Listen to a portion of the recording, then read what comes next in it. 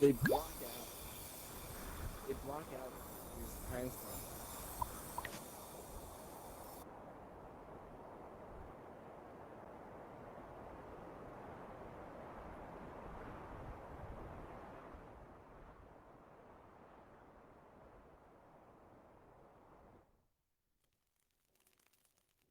Cool. Great.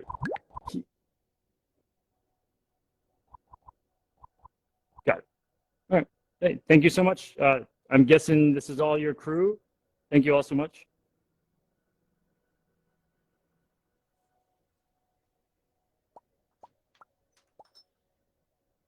Got it. Well, thank you. If I was there, I'd give you guys warm, sweaty hugs. Thank you.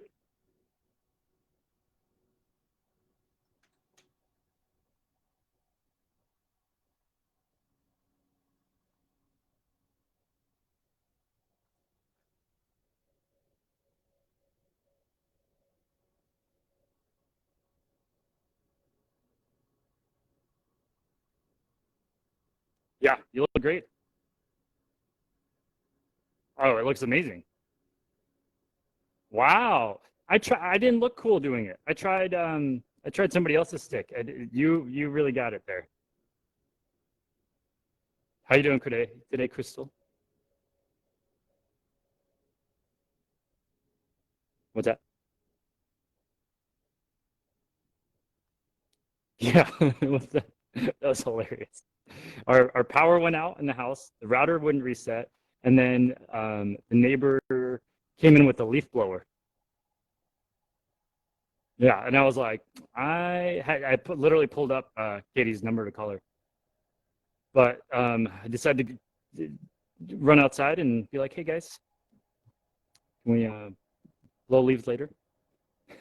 And then Brian got the Wi-Fi working, and here we are. Thank you for everything.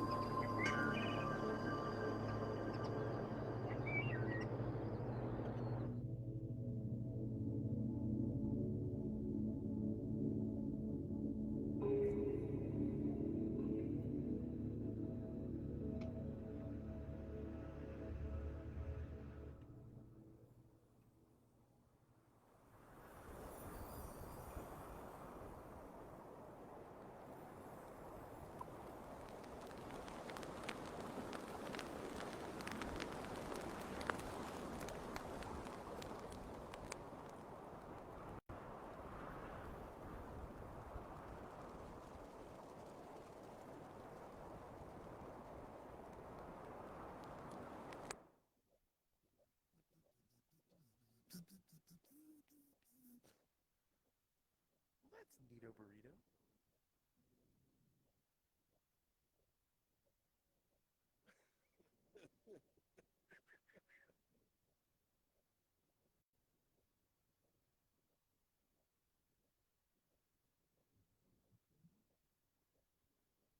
Dude, I wish.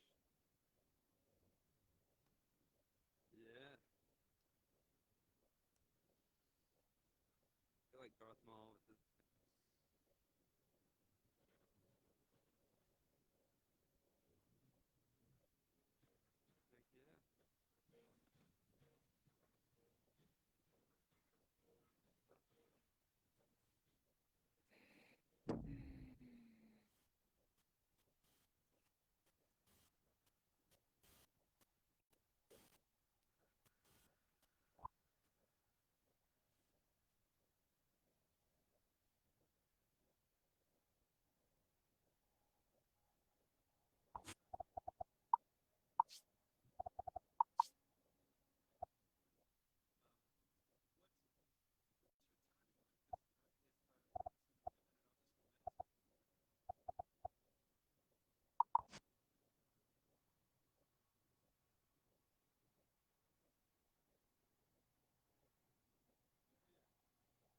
Hello?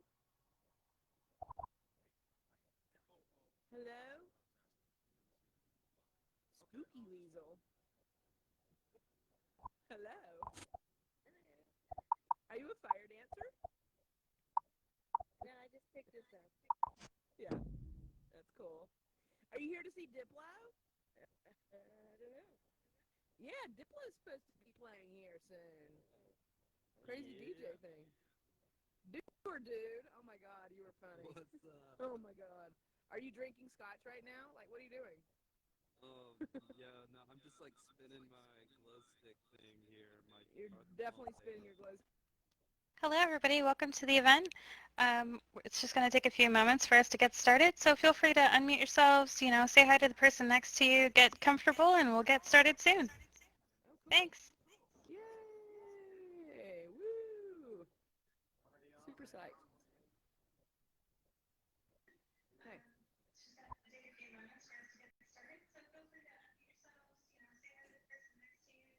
We're about to get started for a rave.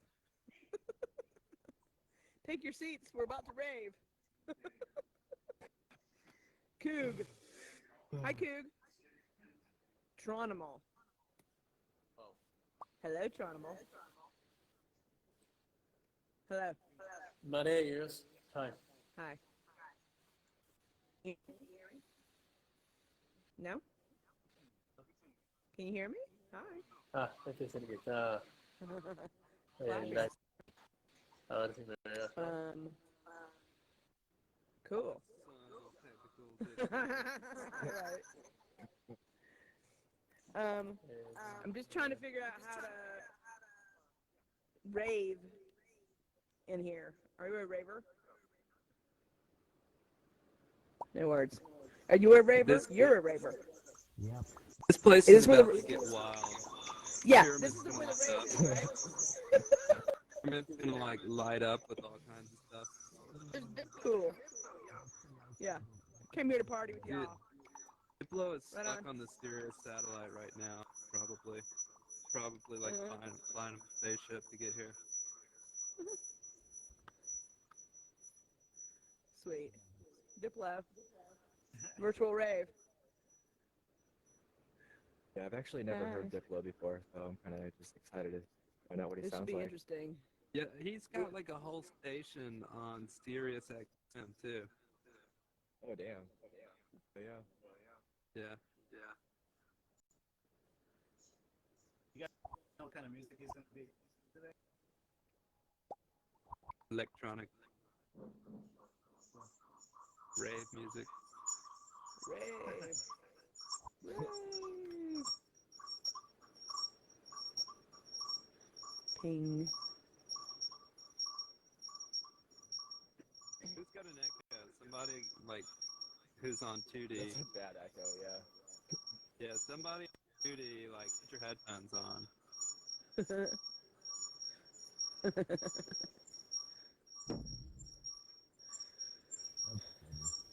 Hi.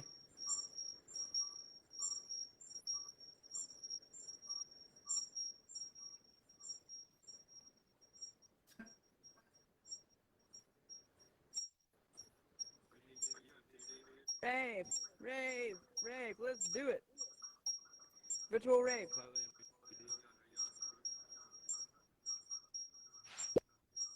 I think it's Napoleon. Sounds like Christmas bells. Yeah, somebody on 2D. Hey. Hi. Hello. How are you? I'm waiting on this rave. Hi, Waiting to rave in VR. Oh my couch. I know the feeling. How weird, huh? I think it's an echo. Yeah. I know, right? I'm totally just ass naked right now, IRL, you know. Cool. What? That's the best thing about like a VR rave. You don't have to wear clothes, and you'll Yeah. still have clothes. That's right. All that time, costumes, glitter, bullshit. It's like I'm completely Yeah. nude in public. I feel like I'm nude in public right now. It's kind of fucking awesome. That's your thing, man. Go for it. You don't have to wear sunscreen at this party. It's a plus. Serenity? Serenity? Diplo.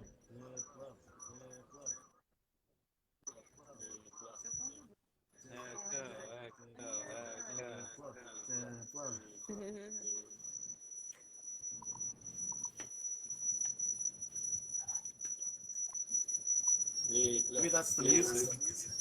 Hello. Hey, Serenity, are you back? Are you back?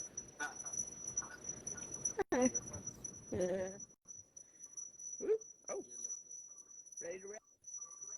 That's cool. I mean, really, really good.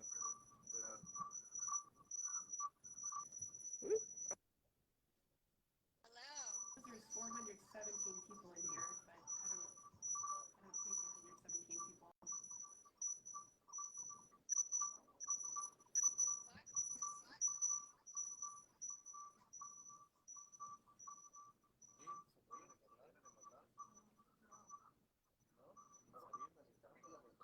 I don't see you, Fred. I don't know if they do different iterations of these rooms.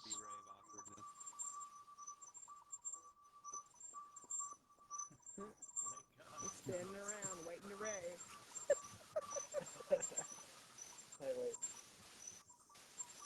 Hello. Hey everyone. This is pretty cool. Every time I get up here and I look up,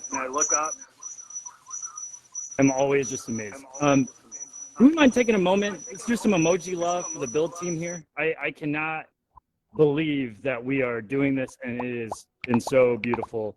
Thank you all. As you can imagine, we had a different build team come in than the one that is out on Black Rock City, and I am just so thoroughly impressed with how much love and attention they brought to this. And yeah, sorry, I get up here and I'm always like, whoa, this is so cool. So thank you all for being here. Thank you for honoring this build team who this is beautiful. And welcome to Playa Alchemist. We know that you could be anywhere in 9, 10 multiverses, and you've chosen to be here right now. And that means just the world to us. Thank you for giving us the most valuable currency on this earth, your time and attention. We really appreciate that. Playa Alchemist was founded on the vision of bringing alchemy to the playa, hence the name. I didn't really know what alchemy meant. I thought it was like, these guys you'd heard about that would try to change physical lead to gold, and there's some weird secret. And I was a little surprised. I didn't get it, and I talked to the visionary, and the way it was meant is that the transformation from lead to gold is the transformation of self. And so our motto here is transform yourself to transform the world. And I was blown away when I heard that. That was so beautiful to have that vision, bring one of the most transformational spaces, architectures that's ever been done to, in my opinion, one of the most transformational places in the world, Black Rock City. And to be able to do this here today is incredible. You're doing something right when people are just coming together and bringing visions to life, especially in a digital VR world. And what's exciting this year is that we can welcome people who have not been to Burning Man, people who have thought about coming to Burning Man, but haven't done it. And we're also able to do that with speakers. And so I'm so excited about our lineup today. And without further ado, I'm going to introduce you to my friend InQ, who is he's just the best poet in the world. Just period. If you ask me, he is the best in the world. And I say that because every time I hear him, he touches me. I learn from it, and I am just astounded by what he can do with words and pauses and rhythm with no instruments. It continuously just expands me, and I will let him take it from here. Can we get a round of applause for NQ?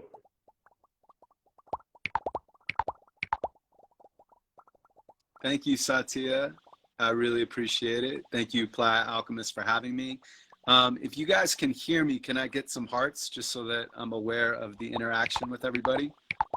All right, beautiful. This is some real Ready Player One shit.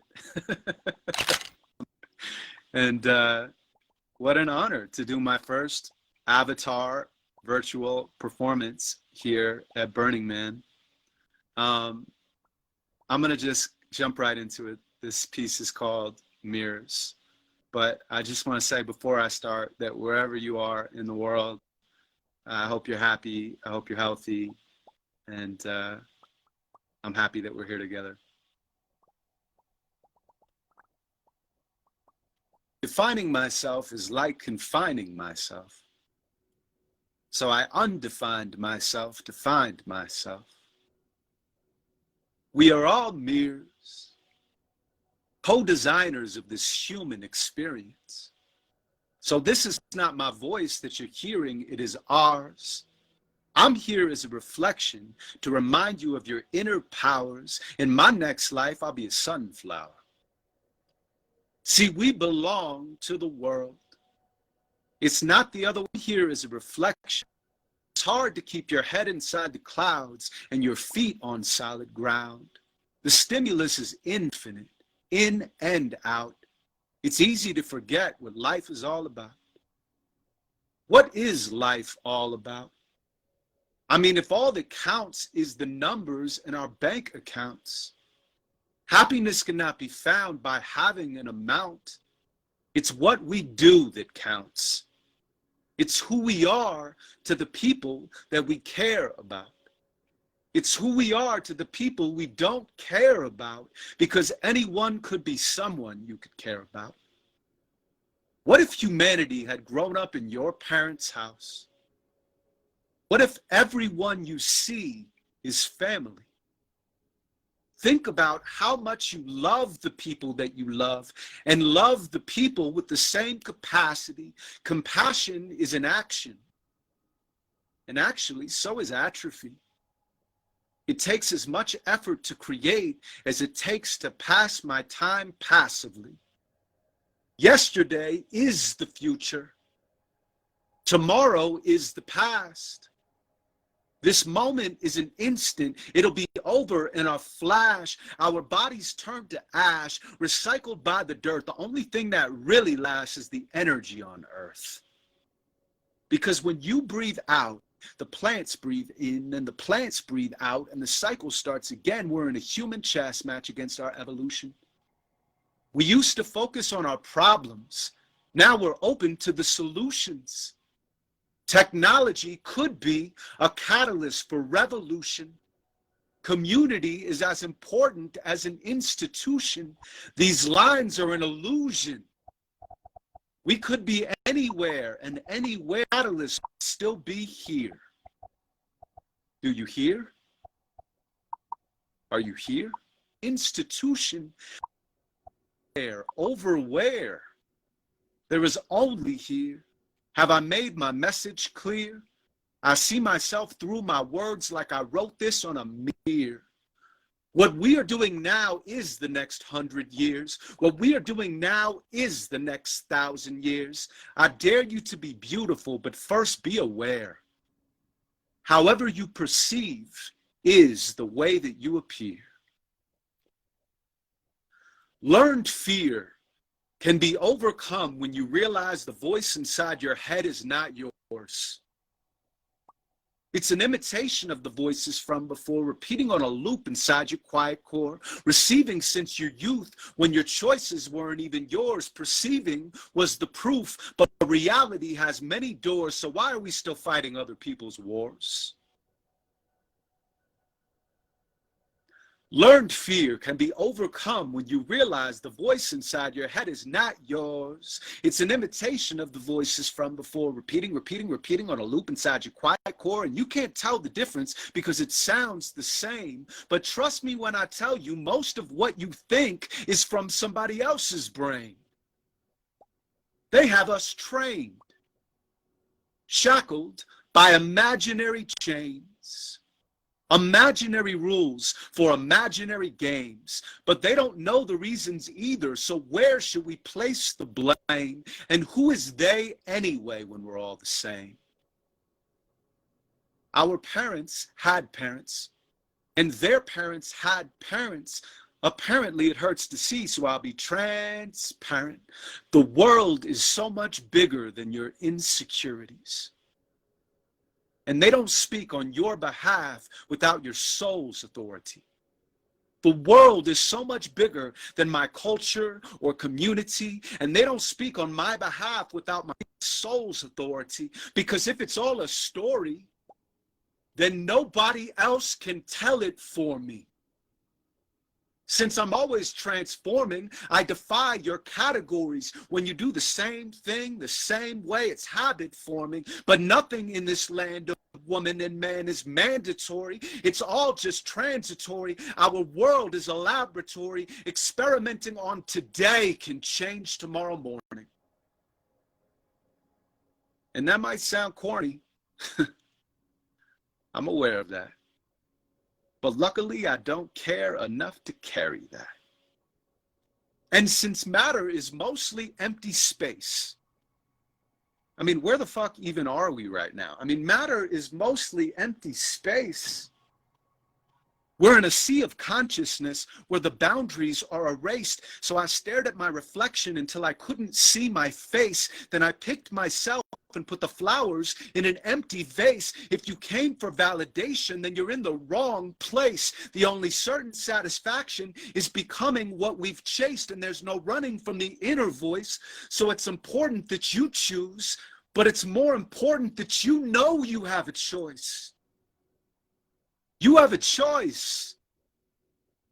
Have you been living someone else's life? You have a voice. Does it haunt you in the dead of night? Would you fly if you weren't convinced to be afraid of heights? And who convinced you anyway? They had no fucking right. Right? No one can dim your light. You shine within so bright that you could blind the sun from sight and scare him back into the night. No one can dim your light. I said it twice because you're greater than the circumstances that surround your perfect life. You're not your nature or your nurture. You're a pro your light. I tone it right. Eventually you'll hack your satellite. At first it's nothing. Then nothing turns into a whisper. Turn the dial and it gets crisper in your transistor. Wait a while and the whisper turns into a scream. It overwhelms your system and you won't know what it means. But pump the volume up and it can tell you all your dreams, till pretty soon it's the only voice you'll ever need. Now all you have to do is listen when you want to lead. Your fear disintegrates when you decide to stop and breathe. It's your authentic voice. No matter where you go, it never leaves. And that's God, no matter what religion you believe.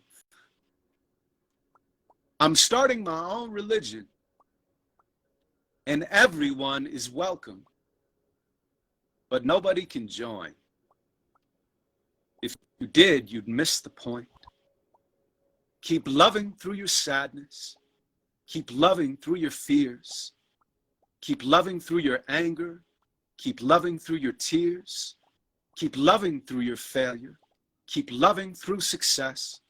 Keep loving through anxiety. Keep loving through distress. Keep loving through rejection. Keep loving through mistrust. Keep loving through the changes. Keep loving through the deaths. Keep loving through your movement. Keep loving through your breath.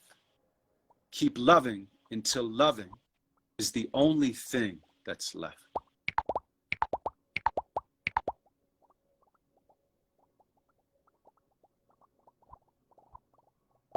Thank you so much for listening to me. I appreciate it. Satya, Plant Alchemist, I appreciate you having me here. And everyone that listened, I think that Satya said it about our most valuable asset, time.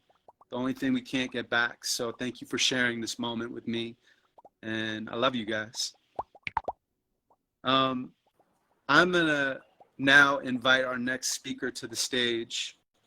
He is an absolutely incredible human being, and I've had the pleasure of knowing him for many years. He's an activist, he is an artist, he is an author, he is a comedian, and he is the host of the podcast, How to Citizen with Baratunde.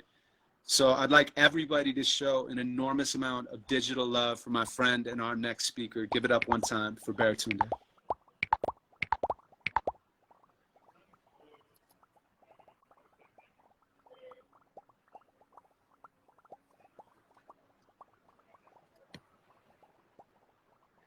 Hello, hello, check, check, 1, 2. Just making sure you can actually hear me.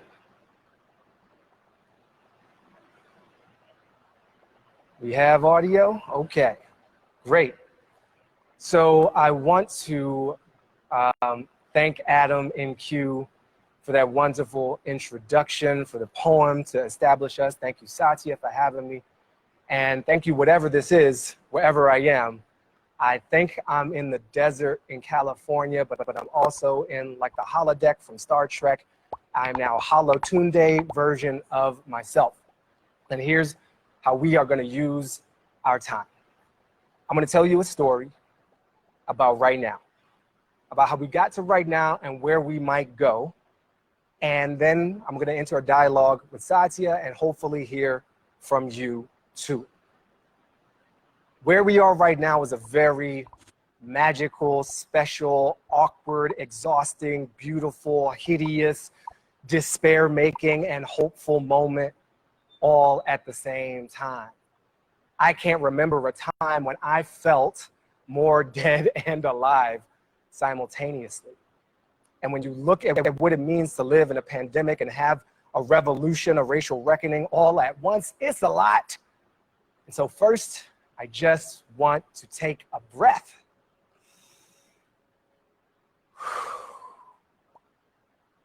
Let's remember the coronavirus. When it first showed up in the United States, we got told a story. They told us that it was gonna come for us all. Do you remember when coronavirus is gonna unite us all, bring us together? It's equal opportunity, it doesn't discriminate, and that wasn't quite true. You see, the virus doesn't choose, but the systems designed to protect us from it do. And so we had this unequal distribution of harm. You look at who was overexposed on the front end. Who are the medical workers? Who are the essential workers? Who works in the grocery store? Who delivers the food? And that's Black and brown people in this country. Who lives in multi-dwelling units? Who is farther from a hospital? Who relies on public hospitals because of a history of disenfranchisement? That's us. So we got hit harder and bigger, faster. This virus is supposed to come for all of us the same way Obama was supposed to usher in that post-racial America. It was the same damn lie. But it got worse, because then we got asked to sacrifice. They said social distance, physical distance, stay home, and wear a mask. So a Black person wears a mask and someone calls the cops on them in a Walmart, because that's suspicious. Then a Black person doesn't wear a mask and someone calls the cops on them on the bus in Philly. They get dragged off there and in New York City, because there's no right way to be Black in a pandemic, because there's just no right way to be Black in the United States. They made sure of that. And we hit this moment at the peak sacrifice when we're asked to give up our livelihood and give up our lives, and it's clear that we are on the back foot in the United States. We get to the end of May. I want you to remember this day. It was a late day in May, and I imagine it kind of like this, a virtual game board, Hunger Games like, and the powers that be that run the United States in my mind, the metaphorical dark room with the smoke-filled thing and the dudes making all the decisions. One of those dudes said, hey, the United States cannot fall to a foreign virus. Are you kidding me? That's not even a human, and it's not American. No. If we're going to go down, it's going to be from some good old-fashioned American-made white supremacy. Clear the board. Get me a white woman in yoga pants with a dog and a strong sense of entitlement. Conjured, teleported into existence, Amy Cooper. Plopped into Central Park, the scene of many a racialized crime. So we got player one. Player two, can we get a non-threatening black man, like the least threatening black man you could ever imagine? No, I'm thinking maybe gay, maybe like into some obscure, tiny, like weak-seeming animal, like a bird or a ferret or something. Make him Ivy League educated, if you would, just to add some icing on the cake. And teleported in, Christian Cooper, Audubon Society of New York board member, Harvard graduate, and literal bird watcher. And Amy and Christian Cooper, no relation except through the poetry of this nation's distorted history, meet. And she says to him, face to face, on camera, I am going to call the cops on you. I am going to tell them that an African-American man is threatening my life and the life of my dog. Do you remember how she dragged her dog into it? Like the dog was like, I don't want no part of this. I do not consent. Little dog out. The thing she said she was going to do. She weaponized her access to the powers of the state to rain down hell on black people. Unfortunately for her and Christian, by the time the police arrived, both of them were gone. But the same day, at nearly the same time, poetically linked some distance away in the great, formerly indigenous land of Minnesota, another 911 call got placed. And we all saw Derek Chauvin slowly murder George Floyd in front of our face for a time exceeding 8 minutes, on camera, in public, in full view of his colleagues who did nothing, and bystanders who did nothing. And something in me broke. I think something broke in all of us. It was too clean. It was too wrong. It was irrefutable. He was too perfectly a victim. If you could take Oscar Grant from Fruitvale Station and marry him with Eric Gardner in Staten Island, you would get the situation of Derek Chauvin slowly murdering George Floyd. And we all saw it because there was nothing else to do. They took basketball and brunch too. So we were tuned into the same channel, the white supremacy channel, and it was irrefutable for all of us. And something snapped in so many of us. And so people took to the streets for life, liberty, and the pursuit of happiness, that promise in those documents that we all know what they say.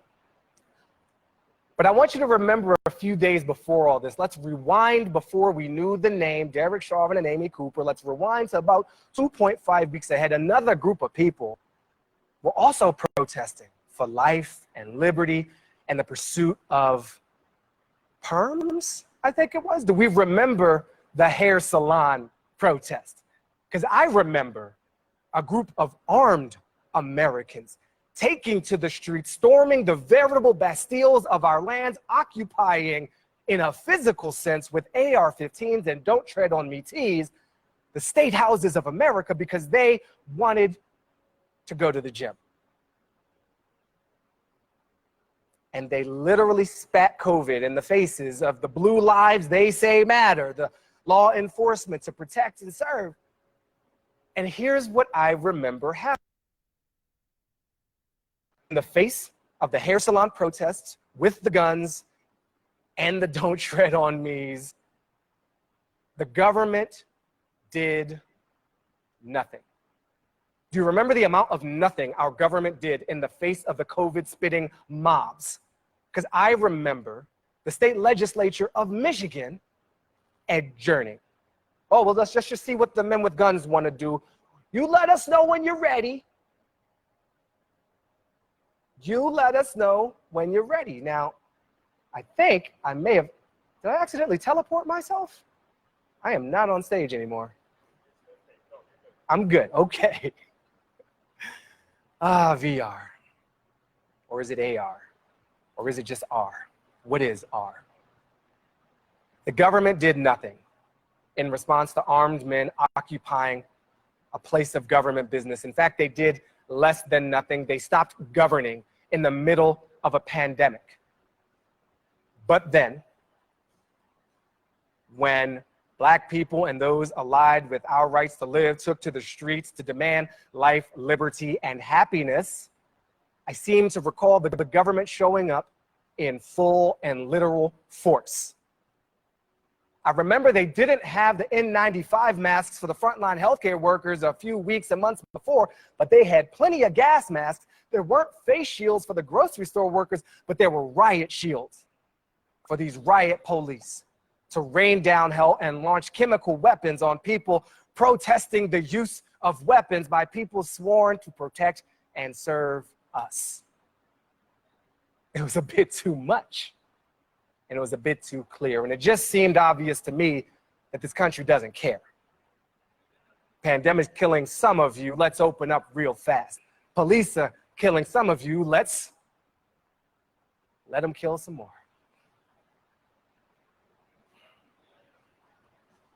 In response to all of this, many more people stood up and took to the streets. And something happened I wasn't quite prepared for, to be honest. I didn't expect some of the results of this moment. I did not expect to see Mitt Romney out in these streets saying Black Lives Matter. Out his face. Do you remember Mitt Romney, the dude who tried to keep the Black president away from us? That's how I always remember Mitt Romney. He's the guy that tried to keep the Black president away from us for a second term. And he is out in these streets saying Black Lives Matter. And I know it's symbolic and maybe it's a PR move, but it was a PR move he felt safe enough to do. I will take that. I didn't expect to see Cops and Aunt Jemima canceled in the same week, almost at the same time. I did not expect to see NASCAR canceling the Confederate flag. I mean, what even is NASCAR without the Confederate flag? That was mind-blowing. And I didn't expect to see FedEx out here finally tipping the scales to remove the name on the Washington football team. Because apparently the indigenous people themselves saying this is a problem wasn't enough. It took a multinational shipping company saying, not in our name. I'll take that too. We're in this moment where there's so much potential for what we can do. And I want us to sit in that and think big about where we could go. I know there's so many folks ready to show up, ready to do things. I know because a lot of them texted me. Like white people I didn't know I knew texted me, hey, how you doing? Are you okay? Can you recommend a 10-point program for being an anti-racist while we're texting? Stop doing that, by the way, white people. Like, unless you're gonna include a Venmo payment with that request. I remember when the top selling books a few months ago were how to start sourdough bread, then it became how to be an anti-racist. I will take all of that. So here is some of what I think we all need to be prepared for right now. There's a lot of us showing up with a lot of energy and high expectations for what can happen right now. And I want to set a level. We've been at this for a long time. And justice is not an instant switch you turn on and just have it. I used to think that it was. I used to think love was that way. I used to think, oh, you love this person, they love you, you have arrived in a state of love, we're good, let's coast for the rest of our lives. And it turns out that's not how it is. They change, you change. It's to be in relationship, you have to listen constantly and adjust constantly and grow into it, and you pursue it. You don't sit in it unmoving. Justice is the same way. The pursuit of it has to be the thing that we care most about. And we have to be humble enough to recognize that it's probably not going to happen in our lifetimes. It's very tempting for a lot of us to show up to this moment and want to point out the racism way over there. That's a very racist hill, and I want to take that hill, and shame on you, clickety-clack on my keyboard. And sometimes that's warranted, but the deeper work is inside of us. My older sister, Belinda, runs a donation-based yoga studio in Lansing, Michigan, and she wrote this piece, which I will never forget, with the purpose and headline of Tend Your Own Garden. We're so ready to judge our neighbors, to judge the people down the street, when we got our own work to do. So I want us all to think about what it is we can do where we have power first. In our homes, in our financial decisions, and who we choose to promote in our businesses, and who we even associate with. And that leads me to the last step before Satya and I get into this. We all have power in some way. And I know it can feel really awkward for some people to think about having privilege and having power and, oh my God, what did I do? And I didn't ask for this. And it's so awkward. And I just want us to think about Superman or any superhero, but I'm going to pick Superman because I don't remember a ton of scenes with Superman being like, oh, I got this flight privilege. It's such a burden. I can fly. Nobody else can fly. What am I going to do? Woe is me. No, Superman's out here catching school buses, flying backwards around the earth to reverse time to save lives. He uses it for good. So whatever power any of us has, let's use it and not waste too much time feeling bad about it. I hope that this moment becomes more than just that it becomes more of a movement and something we feel honored to contribute to. I will not predict that. I won't predict anything. I'll just do my small part to help nudge us in that direction. Thank you, Black Rock City VR. Thank you, Playa Alchemist. That is the end of my formal opening statement.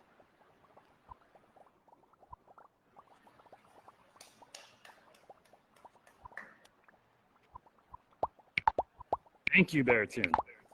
And you look amazing, by the way. Thank you. Thank you. This is, by the way, it's super weird, man. Like, in my headset, I'm behind the painting in the back of the room, and it's like that tree from Game of Thrones that the creepy kid hangs out under, and it's like, I don't want to be near that tree. You know, the withering tree, I don't even know what, the were tree. So it's mad creepy, but I'm just trying to stay grounded. You know, we're all in the desert together. So I'm going to swap my headset real quick just so I can try to be more present with you. Oh, yeah? Un momentito. All right. Oh.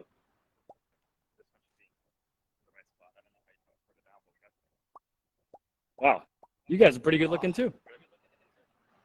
That is a relief. I mean, I'm still in Cartoon Village, but at least I can look at you. So let me send you some love, people. Yeah, thank you. Yeah. Thank you. Let's get some emojis in here. And let me, oh, there you are. I see you over there, Satya. Cool, cool, cool. Cool. So, yeah, number one. All right. Where can I position myself so you feel comfortable and connected? I feel comfortable and connected as long as I don't look awkward to the people out there. So to me, you're to my right, and so I want to look at you as you talk, and then I can open it up, and I see the back of the room and the door and like a pond out. Oh, I want to go swimming so bad. Can we swim in here? Or is that a VR mirage? What would even the point of a VR mirage be? That's not cool. You know, I was like really, I didn't know what to think of VR. You know, it's such a visceral experience to go into the desert, right? It's such a visceral, the heat, the sweat, just the experience of getting out there, the preparation, you know, thinking about what you're gonna wear. By the way, you picked the right outfit. I'm surprised you haven't been to Burning Man. Real quick. Yeah. That credit goes to my fiance Elizabeth, who was like, so what are you gonna wear to this gig? And I was like, I don't know, black jeans, white t-shirt, smooth white leather kicks. And she's like, you are not going to Burning Man looking like some kind of square. You are not shaming me like that. So she honestly picked out this outfit. I remember these leather the gloves. gloves and the scarf. Oh, yes. Man. Gloves, so scarf, thank and you, boots. Elizabeth. I'm pretty sure I can see her out there, but I'm not going to point people to her because that could be kind of awkward. But I see you, boo. Okay. So back to your. Thank you for Elizabeth. recognizing that. I'm hoping I out of all this. Yeah. Oh yeah. I'm hoping out of all this, you guys come camp with us in the desert. And Elizabeth, I might help you get your help in coordinating because I don't think I ever look as good as you do in this moment. But you know, I was like not sure what to think of doing Burning Man in virtual reality, right? Like I'm like, yeah, this is different. What got me really excited was to be able to include speakers that might not have ever been to Burning Man. Yeah. And potentially include an audience that's never been to Burning Man. And on that topic, I was excited. The camp was excited. I felt really, really supported by the camp to have some real conversations here in the pyramid. And that's just a beautiful thing. And I'm just so honored that you are here in the pyramid with us. Thank you for sharing. Thank you for trusting to come to the Burning Man and sharing. But I have a funny kind of feeling, and I think maybe it's an interesting place to start. Why? Maybe you can tell me why was I nervous? I was excited, right? Like my whole driving force and point of almost doing, you know, helping put together the speaker series was to have these real conversations. And I was nervous about this one. And I leaned into that nervousness. I knew we had to have it, but I was like, if I'm excited about this conversation and I'm nervous about it, what is this nervousness? Why is it that there's this awkwardness of even holding space for this conversation? And I'm curious what you think about it, and if you need more information on my feelings, feel free to ask. But I guess almost to start with, why are these conversations even tough to have? Oh man! All right, so I like the idea of explaining why you're nervous. I think that's funny. So let me break it down. You can lay on my virtual Burning Man couch, but in all honestness, like these conversations are designed to be difficult. We live in a delusion, like, and it's a weird thing to say inside of an augmented virtual space right now. But even outside of this space, we live in a delusion, especially in the United States, of everybody who's gotten something, money, capital, access, power, worked hard and deserved it. And everybody who didn't is some kind of lackadaisical, undeserving, immoral loser who didn't work hard enough to get it. And so when we start talking about the systems that make it easier for some people to achieve and much harder for others, well, that's very uncomfortable for people who've achieved.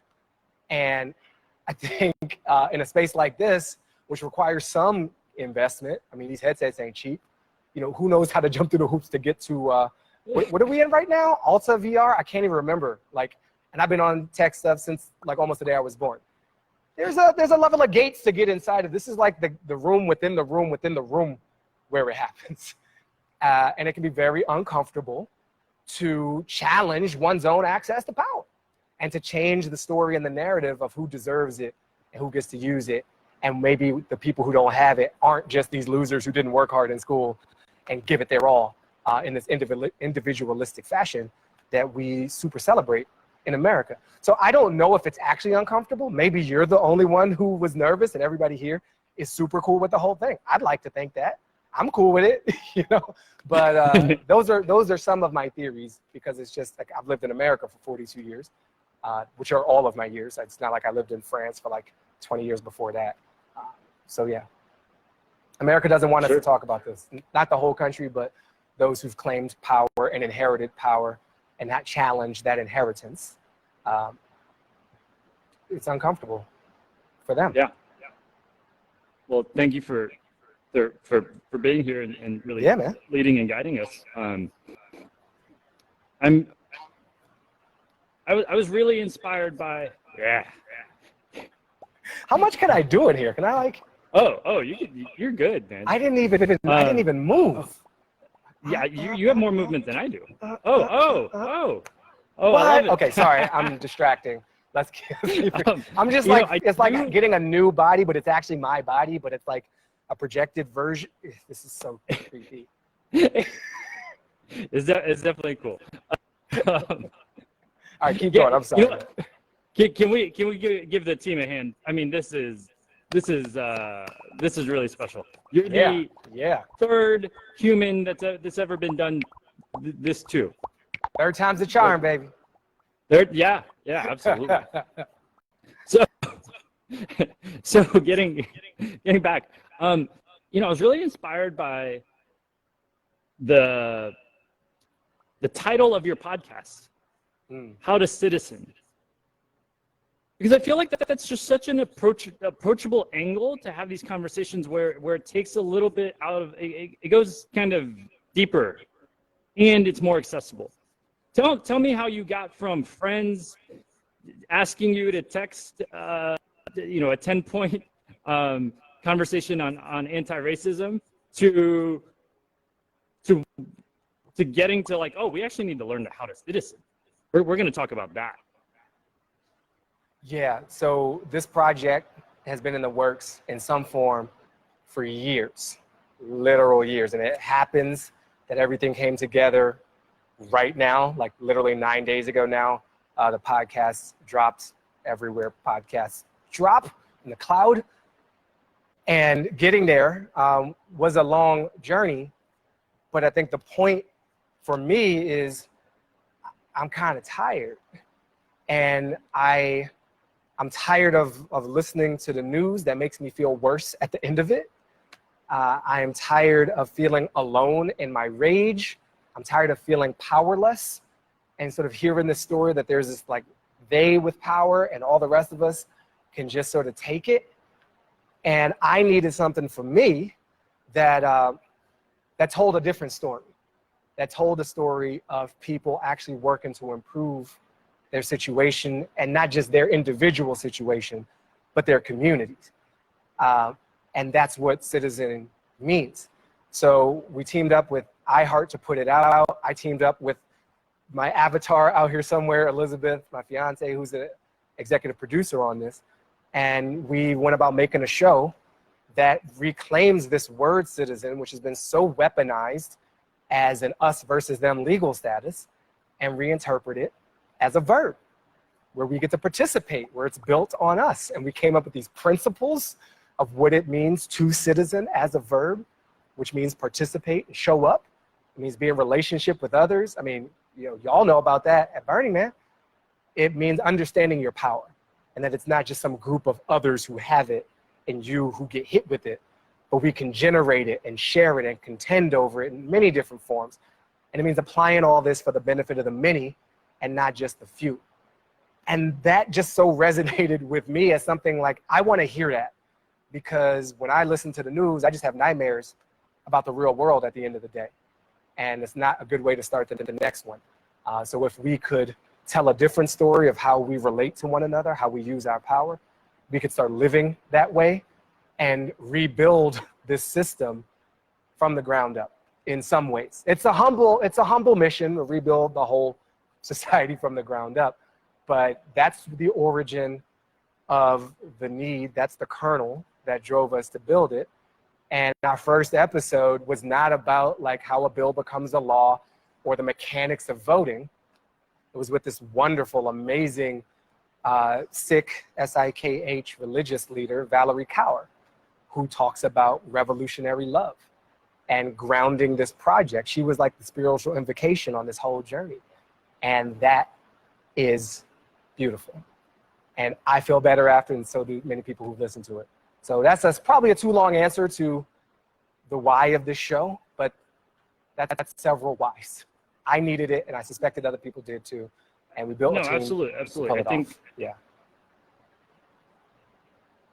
I think, I think that's always a good place to start, right? Is you just knowing that you're creating it for yourself. Maybe you'll share it with your friends, and when you just, I don't know, it creates a different momentum and passion around something. Yeah. And so you've kind of explained, you almost gave us a State of the Union. Was that a fair way to kind of sum up what you? I love it. Just no teleprompter, though. You know, this doesn't count. Like, there's no text in here. That was just riffing. But yeah, the State of the Union is questionable. That's an optimistic interpretation of where we're at right now. Sure, and we are. So we have a pandemic. We have an economy that is. The stock market might be doing okay. There's no reason to think the economy is doing good. Yeah, if you want to talk about virtual reality, let's talk about the stock market. That is totally divorced from the real world. They should get like a VR award at the end of this year for most fantastical interpretation of reality goes to the NASDAQ and the New York Stock Exchange. No correlation whatsoever to the real world. It's ridiculous.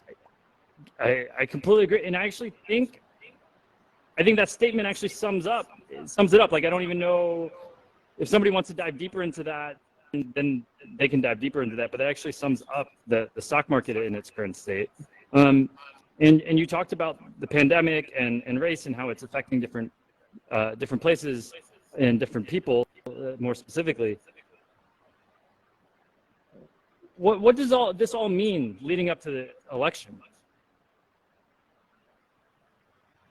These are very easy questions, Satya. Thank you for that. It means we're on a knife's edge and we could tip in any direction. We're living in a situation that we usually like point our cameras at in other parts of the world.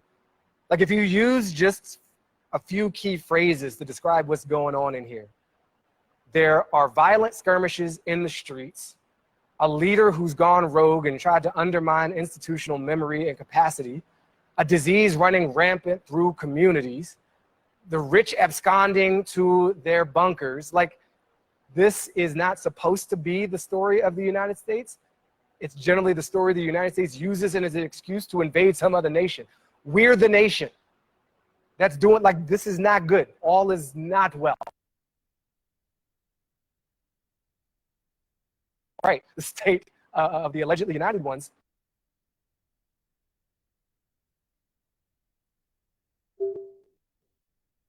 Rebirth and rewriting these rules that we live by.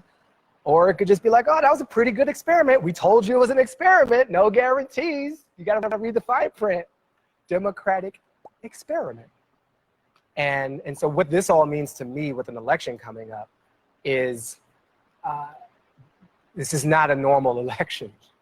This isn't one of those things where, like, you go to that website and type in like your preferences. Like, I'm really into like organic food and like, you know, marriage equality and low taxes, and computer, you tell me who I should, like, we're not doing that. This is not that season. There's one choice here. There's one party, sadly. And I'm clearly like a liberal leaning person. I voted democratically most of my life, big D democratically. But we got a dude who doesn't care about anybody but himself and a party that is given into that. And so we're not in a regular type of situation. And I think it means the whole experiment's on the ballot.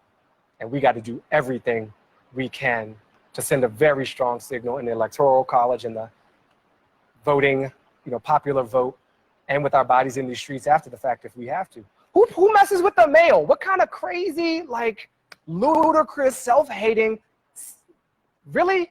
Do you know who depends on the mail in this country? Old people. You know who your constituents is? Old people. Like, you're slowing down their drugs. It's the dumbest, but we're past reason with this. It's just a cult of personality. So I am hopeful, but not predictive, that people will open their eyes more and see that This is not some typical thing. Like, we can't cover it that way. We can't approach it ourselves that way. We can't talk to our friends and family about Joe Biden's voting record. He has one. Game over. He believes in the process. He's voted on things in a democracy versus a guy who's cheated everybody he's ever encountered in his whole life. Like, that's an achievement, to cheat everyone you've ever dealt with in any possible venue. I mean, I gotta kind of hand it to dude, but not as president.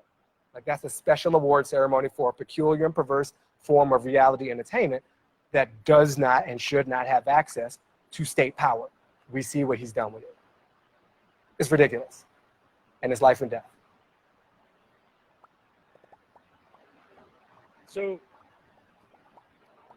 I don't know if you heard my intro or No, I did. We were getting about... set up, so I didn't hear that. Yeah, of course. And the motto, I guess, the mission of Playa Alchemist is to transform oneself, to transform the world. Mm-hmm. And so, as soon as we connected, I just felt that in you, and I looked at your work, and I was like, oh, this guy, he gets it. We as individuals have so much responsibility, and NQ said something beautiful. He said, our communities are as powerful as institutions, right? And we forget almost the responsibility, the power that we have as individuals and communities. And I'm curious, what can we do as individuals? What can we do as a community? Where do we start? Everywhere, man. Everywhere. I mean, I mentioned this briefly in my remarks, that we start with ourselves. But I think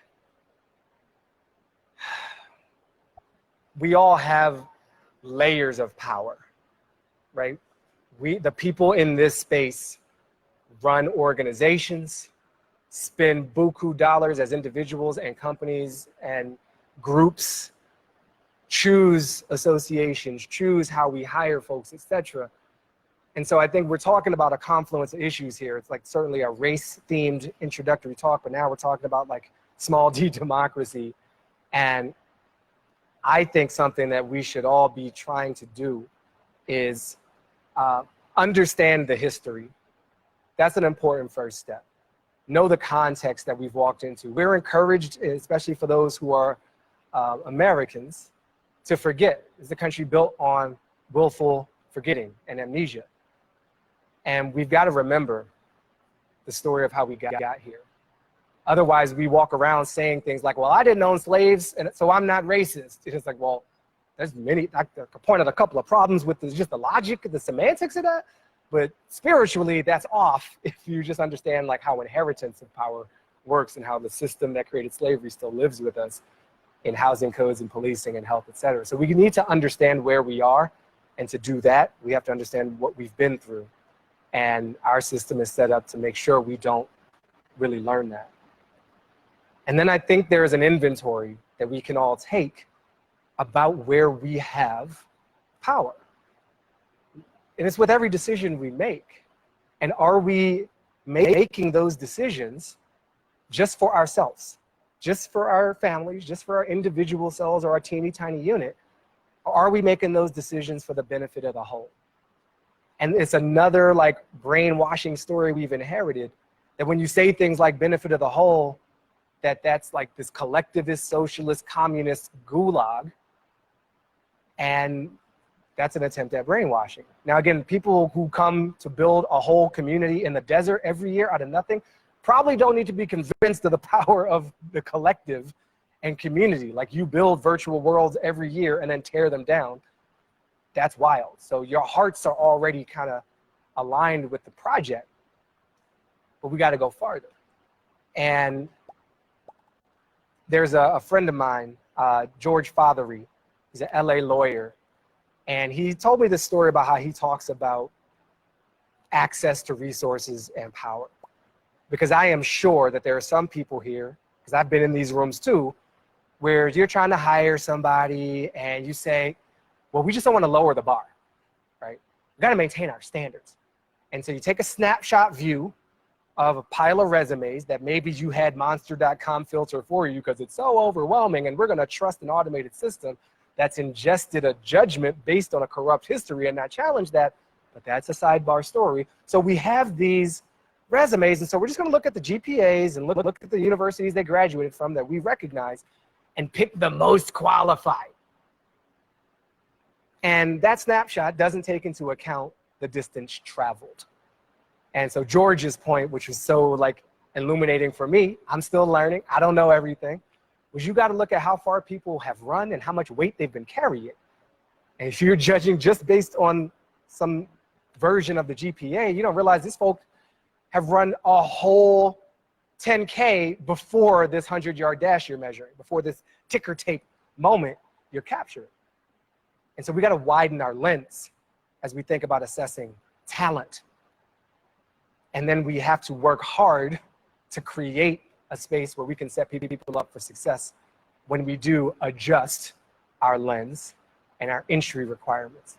And so I think there's 1,000 things all kinds of people in all kinds of worlds can do, but in this world, I think that one is probably pretty relevant to a lot of the decision-making type folks who might be in this room. I appreciate that. Thank you. Yeah. I just want to do this again. This is fun. Is it working? Absolutely. Can we see some hearts here? You know, maybe let's take a question from the crowd. What? We're gonna take one. We're gonna break the. Is it the fifth wall? I don't even know what wall that would be.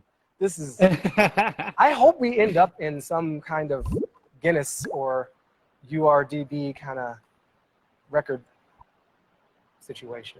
Cool. Yeah. Let's try I think that. I might jump in a little deeper, but I just want to involve the please. the That's audience kind of the here point. a little bit and see what we get. So in a moment you're about to be unmuted, and you'll be able to raise your hand. And I'm only going to take one question, so please. Whoa! No pressure. So please, yeah, no, actually, pressure. Please raise your hand if you have a great question. If you don't think it's a great question, please don't raise your hand. All right, we've got a lot of great questions coming in, but we do have one. The Okay, person great. that's going to go on air is going to be Happy Max. Are you there? You're now on air. Okay, there we go. You know, actually it is pressure. I think I have to really give our current leadership a... Hey, can you wait just one moment? I think it's going to take a second for your mic to turn on. Oh, my system thinks it's on. It's on. It's just a little quiet for me, but I can barely make it Can out. you just talk real loud? All right, let me try getting the mic close. Okay. Oh, that's amazing. So, you're like in my head. Oops. Well, that might be an artifact of the event. All right, so I got to give the current leadership huge, like, Dr. Evil Award of the Year for destroying the Postal Service as a way to do voter suppression. I would have never thought of that. So they are infinitely inventive. So I'm thinking we've really got to start thinking out of the box. And then it hit me. We should be voting early. Like, as soon as you can get to the registrar, most states have early in-person absentee voting. Do not wait till November. And so my question is, do you know of any organized efforts now to do ride shares, whatever it takes to get people to go vote as immediately as possible? Do not wait for November. Thank you, Happy Max. Sort of. So I'm just going to second your suggestion that we all, first of all, vote. And if you know people who are aligned with the values of this camp and are not feeling like they should vote, you need to talk to those people and change their minds and use all of your love and influence with them to recognize that maybe this vote isn't about them individually. Maybe they're too comfortable to recognize the threat. But when you've got mass kidnappings of children at the border, when you have systematic rapes of refugee women coming to this country because they've been systematically raped, it's already game over. Like, we don't need more excuses. We don't need, oh, and then he said this about the military. We already know what he said about John McCain, which is the military. So do this for someone else, if not for yourself.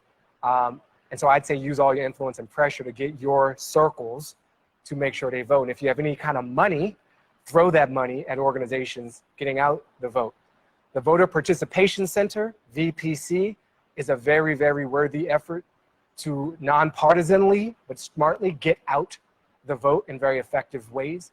Movement.vote is a website you can go to which supports grassroots efforts on the ground in key geographies, of which there are like 4 or 5, because we have the Electoral College set up to protect Southern white slaveholders back in the day, still doing a metaphorical great job of that right now. So the system as designed is working. We have to work within it, and then we can change it. So support movement.vote with your dollars if you have spare dollars. And if you want to volunteer for efforts and don't feel like you can travel, because that would feel maybe a little irresponsible, Open Progress is an SMS messaging organization, and they've been doing digital canvassing for years. So they're not a new group making things up with some rich person's money and some nerd brains, good ideas, who's never done this shit before. Like, they've been in the streets. So spend your time with them if you have time. Spend your money with them if you have money, or movement.vote. And there are multiple resources online that are reminding people of their options. And if you work in one of these big techie type organizations, make that be your civic give for the year. Just make it easy for everyone who logs in that is a possibly eligible voter to confirm their registration and find their earliest, soundest voting option. Just on the home screen, just do that, because you probably owe that to the society that has made so much possible. Thank you, Happy Max. You've made me very happy with your question/comment. Yes, thank you, Happy Max. You know, it reminded me of obviously, yes, 100% now is the time to vote. I completely, 100% wholeheartedly believe that. I am curious about something that I found, and I think this is pretty kind of universal in our country right now. It feels very hard for the left and right to have civil discourse. It feels like we actually cannot hear and listen to each other. It's almost gotten to the point of there's just, it seems like so much emotion, and it feels like so much distance that, you know, I think a great democracy is built on civil discourse, right? And that's not there. It feels like we're sports teams, right? And there's just this raging emotion of one side wants to win, the other side wants to win, and yes, absolutely. I want everyone to vote, and I mean, generally, I want everyone to vote for whatever they do believe in, and I do believe one way, and I don't want to get into that, but I do think there's a deeper thing that I'm scared about, and that is, why aren't we able to have conversations anymore? Yeah, okay. So again, with the easy questions, can we just show some love and applause for Satya for the super simple, like just the softball? My homie, Satya. So I think I can do that in like 300 characters or less. Sorry, you can't tweet this one, but you could post it on Facebook, the destroyer of democracies, if you wanted. Why are we not able to have civil conversations? There's a history behind that question. We have been engaged in at least a 40-year effort to dismantle the administrative state, as the alleged genius and double shirt wearing bad Santa lookalike Steve Bannon is so proud of saying. Dismantle the administrative state. We want to choke government, drown it to the point, like shrink it to the size where you can drown it in a bathtub. That's like murderous intent toward government, which in a democracy is murderous intent toward yourself, because it's we the people, fool. So you cannot be against the very idea of democracy and then ask for civil discourse in democracy. You got to pick one of those things. So I think there is an acute choice and moment we're in where a subset of a shrinking party in the United States has aligned itself purely with a cult. And I get it. Sometimes we get carried away. Like, I know when I watch the World Cup, I have one too many, like, Weinstefana Weisse beers, and I'm just like, boo, Latvia. And I don't know anything about Latvia, but, like, the World Cup just got me hating nations because I've been drinking beer at 8 in the morning, getting all riled up for my team. So some of this can probably be written off as irrational exuberance, one form of which crashed the housing market, the other which installed an autocrat or would be in office. And I think we need to acknowledge that before we start talking about civil discourse. Because when I hear like, oh, it's like two sports teams, there is a sports team on the field trying to play generally by the rules. And then there's people showing up with Abrams tanks and AMRAPs and grenade launchers talking about touchdown. That's a different sport. That's blood sport, and that's not the same game. We got to agree on the rules. So we've been dismantling the administrative state. We've been talking shit about ourselves in the form of the collective identity we have as we the people for a very long time. We've sabotaged our media environment, prioritizing profit over everything. We've incentivized on all our digital platforms the most scurrilous, the most angry, the most hateful, so that we could make more money off of it and get more likes and get more clicks. So the algorithms are doing what they were designed to do, which is also destroy the ties that bind us to one another, because there's less profit in a shared reality. So we encourage these tiny, siloed, isolated realities. And we're gonna have to contend with that. We're all living in digital space right now. It's unhealthy in so many ways. And my fiance and I've been, she has a whole bunch of ideas about it. We can get into that another time. So why is it so hard? Because we designed systems that made it harder. And there are solid efforts. There is some good news. If you actually look at the studies of the American public and what they believe in, we are much more aligned than a lot of our headlines would have us believe. The American Academy of Arts and Sciences just did a study on renewing democracy, and they found a ton of common ground. A woman named Danielle Allen co-chaired that. She's at the Harvard Ethics Center and doing a lot of great work on COVID.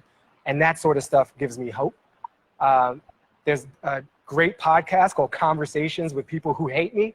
And this one beautiful human, Dylan, has taken it upon himself to like confront his internet trolls and make them talk to him.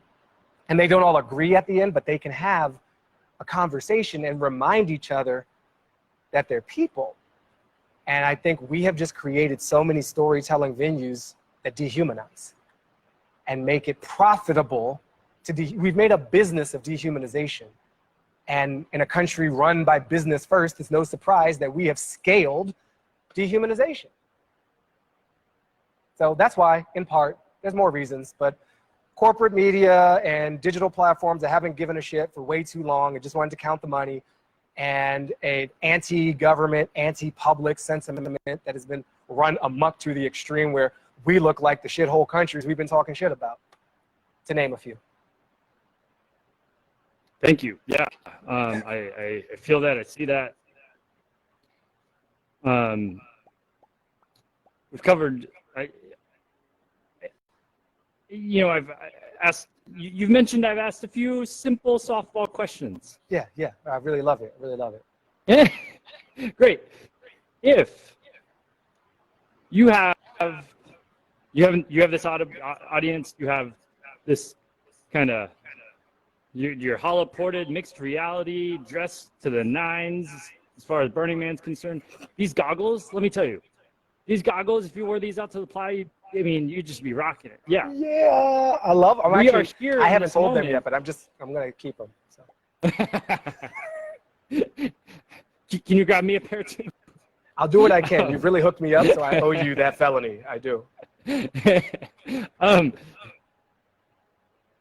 curious. There's this great saying, leave it all on the field. We're on the stage right now. I want you to leave it all on the stage right now. What else do you want to share with us? Huh. Oh, Jesus. Okay. And take a I wanna share moment. two- Be awkward. Be No. rehearsed. Yeah. I got one thing that I didn't share that I wanted to, and then I've got another thing that's kind of on the tip of my brain. So it'll be two things. I want to hear both. Yeah. So the first thing is, I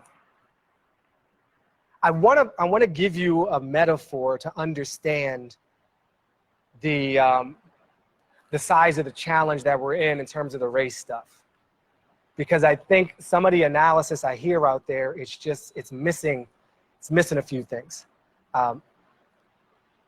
If you work in business, and I suspect a lot of people here do, you might be investors, entrepreneurs, you understand the concept of cash flow, and especially significant upfront investment with no immediate payback. So you're digging a cash flow hole, thus investment.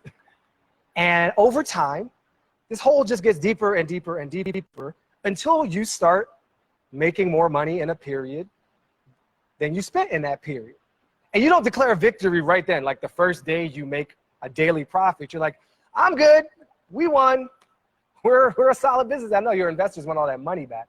So you keep climbing out of that cumulative cash flow hole. So you do this dip and then you climb out until in the long run of your business, you have made more than you've spent, and you can legit call yourself a business and not some like hyper aggressively funded hobby, which is what a lot of businesses are passing for now with the way these VC dollars are flying around. Again, a whole nother conversation. Now let's take the unit of measurement, not as dollars, but as freedom. The United States of America, and in fact, many of our Western nations who think they are better than the United States of America, but they're in the same boat. Hello, we learned it from watching you. What's good, colonialism? This country is founded on a debt, on a negative investment in freedom, near extermination of multiple nations of indigenous people on day one, like, whew, out the gate. And then the whole forced labor thing of people from the continent of Africa, and then and so on and so on and so on. So if we're generous, we stopped digging the negative freedom hole around 1965. And that is very, very generous. But I want to create a model in your mind that's like super optimistic. So when do we pay for all the other stuff that led to this moment that we're still living with, because our lives are a continuation of the lives that came before, because we're not separate from each other or time. We exist because of each other through time. So my ability or lack thereof to qualify for a home loan is directly traceable to this debt that no one's talking about paying for. Well, I didn't own slaves, but you're still living on the dirty money of it. We got to clean this up. So when I take that view, we got a long way to go to acknowledge that debt and then to move out of a world where we're living in it. And you don't get out of a hole by just stop digging. Oh, this hole's about 50 feet deep. Okay, well, we stopped digging, so we're good, right? No, you got to climb out the hole. And that means taking actual steps. In the context of racism, it's anti-racist steps. In the context of misogyny and sexism, it's feminist steps. All of us, hello men, need to be taking affirmative steps to get out of the hole that we've been wallowing in. It's disgusting to wallow in that, and we should do it not for the ladies, not for the black people. We should do it for ourselves. The charity of wanting to do the good for the other person comes from a probably, possibly, likely good place, but it is not good enough. Because I'm going to need you to want to live in the world too. That's good for me and for you. I want you to FedEx it, not in my name. I don't want to live in a world where I have ill-gotten gains. So know the size of that hole, which means know that history, and then climb out with me so we can make new history. Adam NQ, such an inspiring dude. And I think we see the world the same way, in this way, which is it's nothing but a story. I used to think that the world was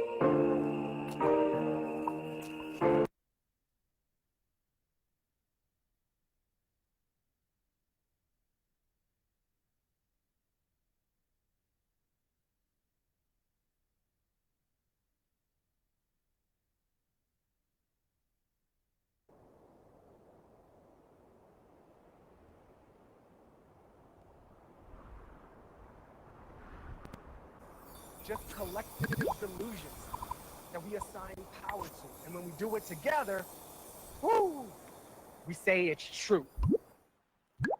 So conjured up something new. Can we free ourselves from the trap, from the debt, from the dirt, from the lies that we have spun because we think our survival depends on this version of having won? What could we do if we imagine something new to free us all to do what we know we can do together? Because we also recognize that the idea of me and you is a lie too. It's we. Because without we, there is no me or no you. Wow. Thank you. Thank you. All right. Wow. I'm speechless. These aren't tears. It's VR sweat. It's VR sweat. You know, I feel like there's an underrepresented voice on this stage today. That's the voice of these mics. You and InQ have just dropped them so hard that I feel like they're hurting. I really want to go swim in that pool out back. I can't wait for like the sensory full immersion. Maybe I can because it'll probably be the end of days, but it'll be fun. There's something we say when you get to Burning Man. Yeah. And that is welcome home.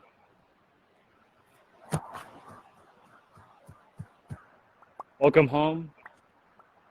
Thank you so much. That was powerful. That was... Thank you. Yeah, man. Thank you, Satya. Thank you, Pyramid, VR Gods. Thank you, Fly Alchemist, and all the other made-up things that have made this possible. And thank you, non-bot representations in bot form that we call people. This is wild. I cannot wait to like see the footage. How do you even have footage? Is it called footage, or is it like a new word for it? This is so cool. This is so cool. This is one for the books. Oh, it definitely is. It definitely is. Oh, can I try one thing? They warned me that if I moved a certain way, it could like distort my presence in the matrix. So I just want to make myself a little larger than life. I'm warning the team here. I've got the thumbs up. So let's see what happens when I Ant-Man this moment and see. Am I bigger to you now? You're giant. Yeah. Here, can you give me, I want to give you a hug. I want to give you a hug on the behalf of this whole audience, about behalf of everybody at Burning Man. Welcome home, and we give everyone a hug. There we go. Yeah. I'm Thank the you. Avenger. And now maybe I can get very small. I don't know what happens if I pull back. But thank you, team, for letting me hack your system. I gotta, bend this. It's the Matrix. This is okay. I'm freaking out. I just realized what I just did. This is crazy. There are other things that need to happen in this space. But thank you, Satya. Thank you, everybody, for having me. I think is that a wrap? Can we give him a hand? Oh, A round yeah, of give me applause. round of applause. Thank you. Same for you. And if you've been standing this whole time because you're super new to VR, sit down. Have a seat. It's cool. I literally won't know. Thank you. Okay.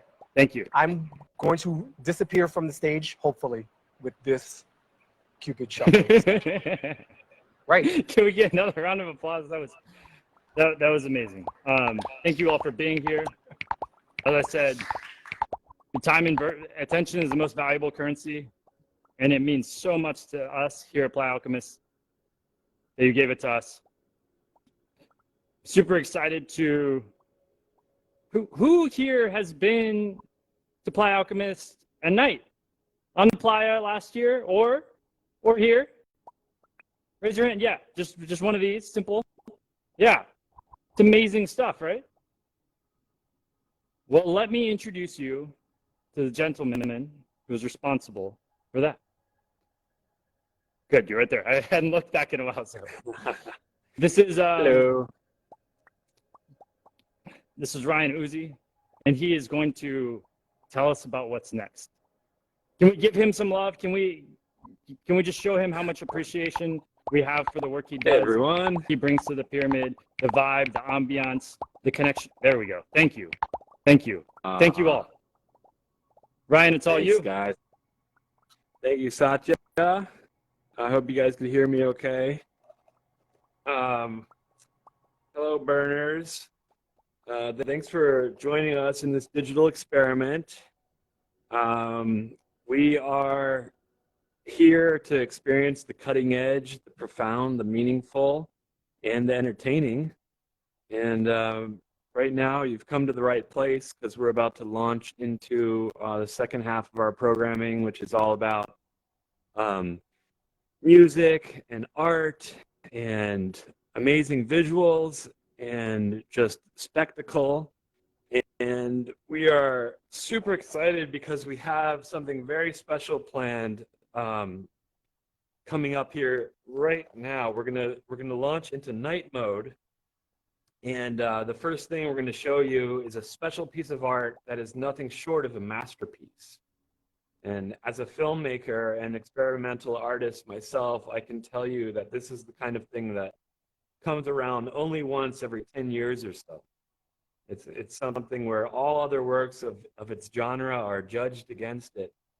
And here at Playa Alchemist in the Grand Pyramid, which is, I would say, its own masterpiece here in the digital world, and if you've joined us physically in the real world as well, you're about to experience a masterpiece inside of a masterpiece. So it's going to get really meta here. And trust me when I say this, get ready. This is going to be a special screening of Samskara by Android Jones. And it's going to appear above our heads in 3D. And I encourage you all to explore the space and walk around outside the pyramid as it starts. It's going to blow your minds, guys. So get ready. And thank you so much and enjoy with us as we move into night mode with a special DJ performance following that. All right, so let's launch this thing.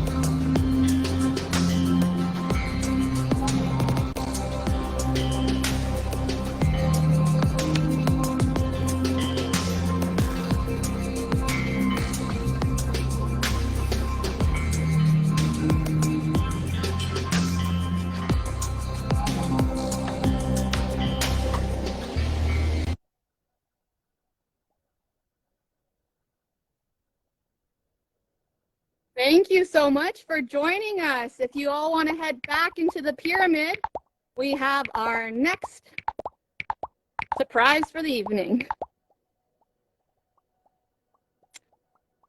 So this is our 4th year of Ply Alchemist, and every year we bring together an incredible lineup of talented musicians from all over the world. And now it's all of you that are all over the world joining us. So we are super honored to welcome the incredibly talented Diplo to perform live for the first time in mixed reality here at Ply Alchemist. So have an awesome time tonight, and let's get loose.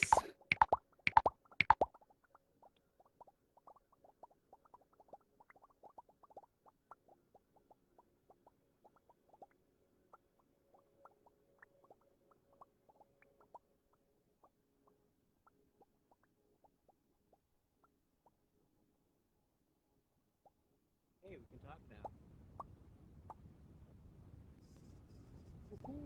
Yeah. It's pretty cool. Ja, genau. Aber I nach wegen last Figuren. night too. Ja. Oh, guys. as well, huh? You showed it last night too. I've seen some Skara in real life, and it's 100 times better here. Fun. I saw it in the planetarium, so it was still pretty The light show was legit, really, but really cool. this was amazing. Totally. It was everywhere. Yeah. Was it a little bit blurrier than it is in the dome Definitely. for you guys? Oh, Okay. Yeah, I wasn't sure it that was, was just so big, and no, it's a quality issue, I think. It's still so beautiful. You know, I didn't watch it all the way through in the pyramid and from the dome. And I hadn't watched the whole thing. It got dark in the middle there for a minute. I was like, whoa. Dark story. That's crazy. It's beautiful though. I'm still kind of processing it. Yeah. Ja. No, no. Jetzt gleich kommt da wieder oben jemand, ein DJ oder so, und spielt Musik, glaube ich. So, isn't there supposed to be some... Yeah.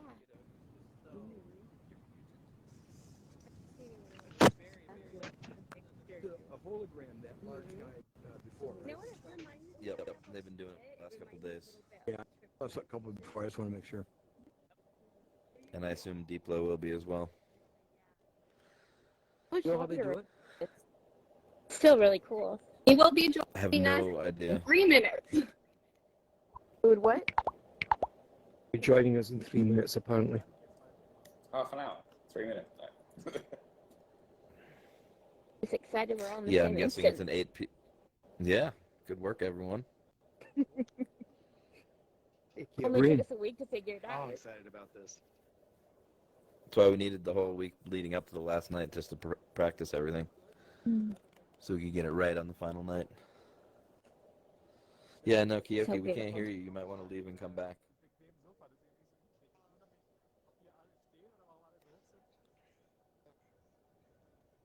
I wish we could Show so spawn far.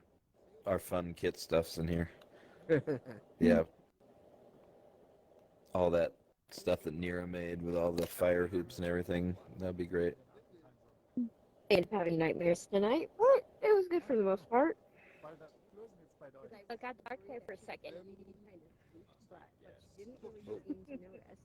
So I have no idea.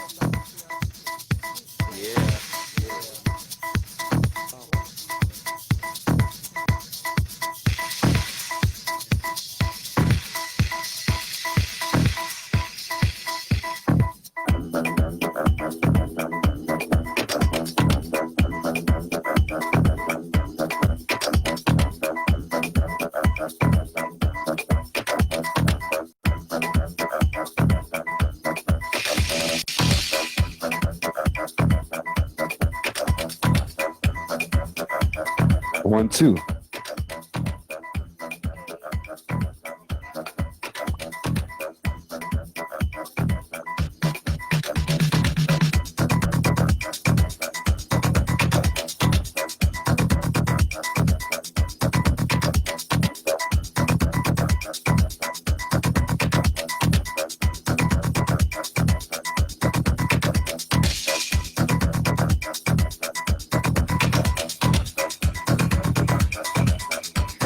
Play Alchemist.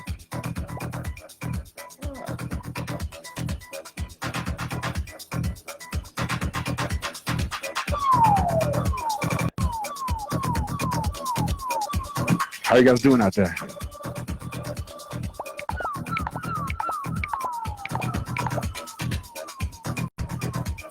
I can see you on my headset right now.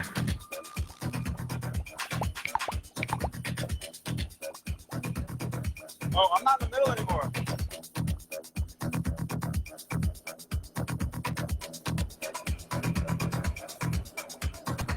Y'all ready?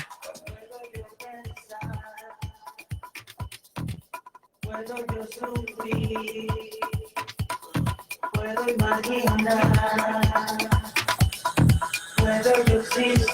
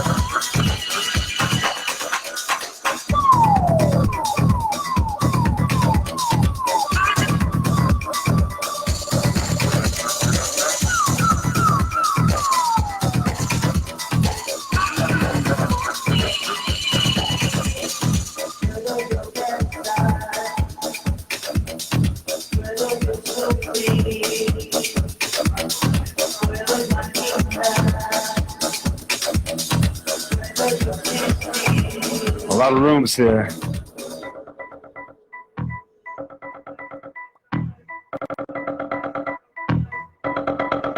PCR VR. AltspaceVR. AltspaceVR, how you guys feeling? Let me see some hands in the air like this. I see them. The guy with the hat, put your hands up, come on. I can see you guys. Cowboy hat guy, I love you. Give me some heart emojis. My first VR set, right here with you guys. Y'all ready?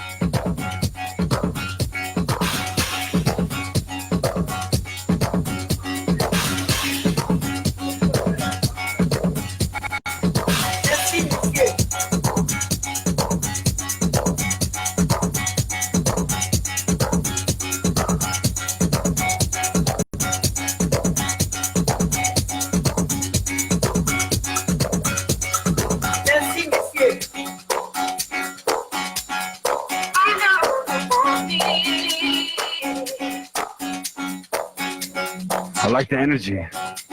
I like the girl with the green hair and the green dress. The fire dancers are live now. Let me get some little happy face emojis in the air.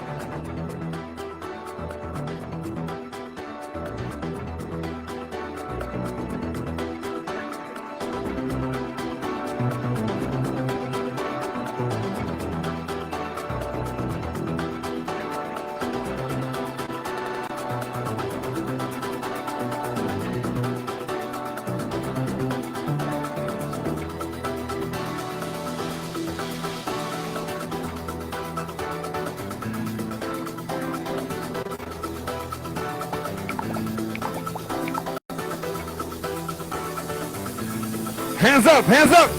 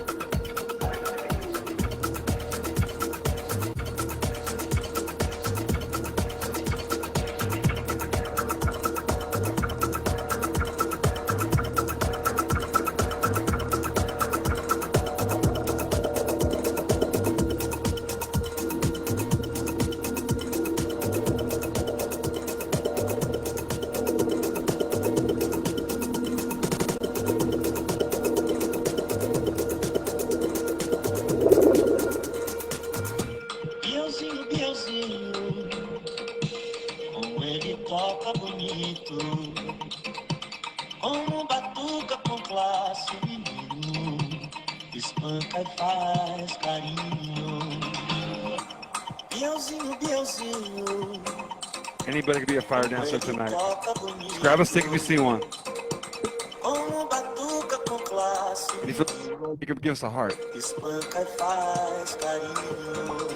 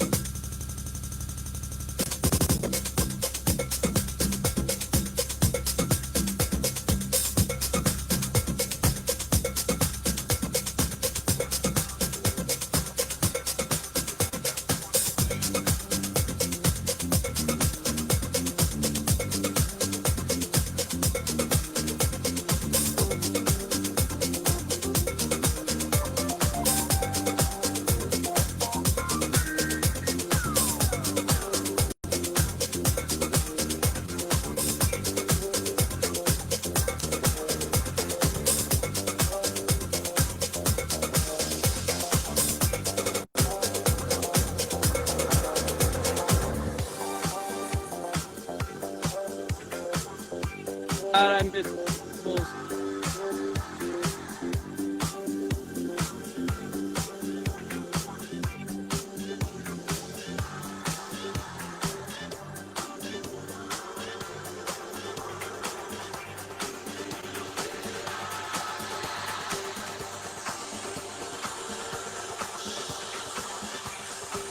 Player Alchemist.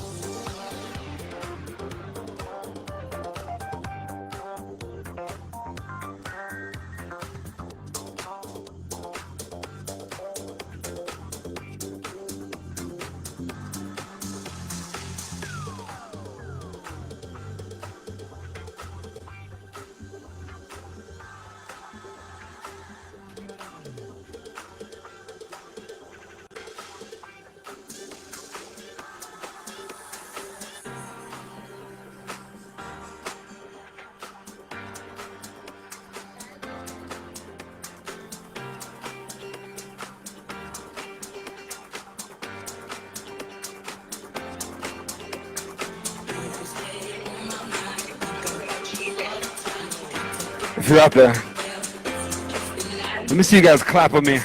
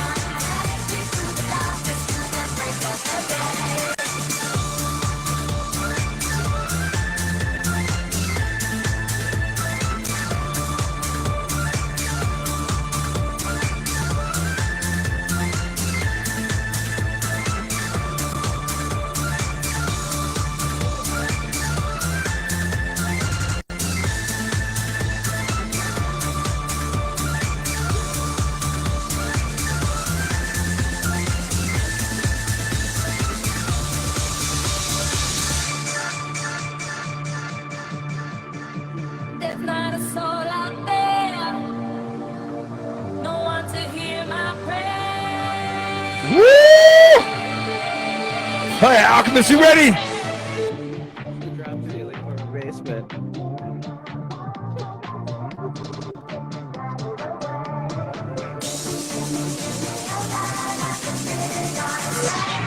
We're like halfway done. I want to see a lot more happy faces in the crowd. Let's get crazy. Some clapping.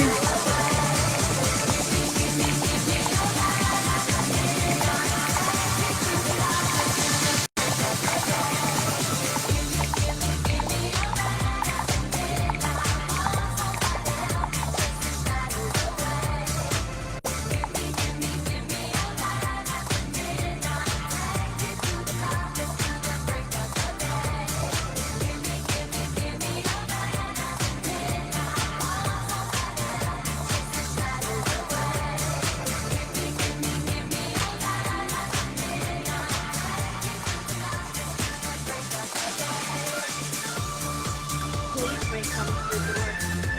Especially watching neighborhood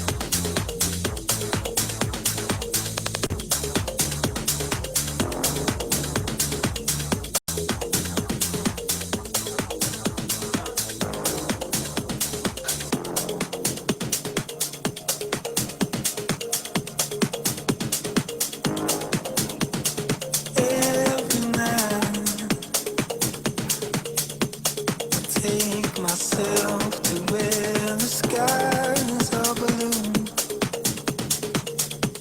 to where I swam when I met you.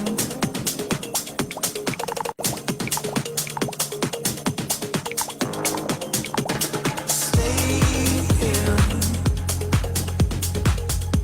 I've spent the best days of my life with you. Watching clouds form in the distance. I watch the sunset on the beach with you. It's not over.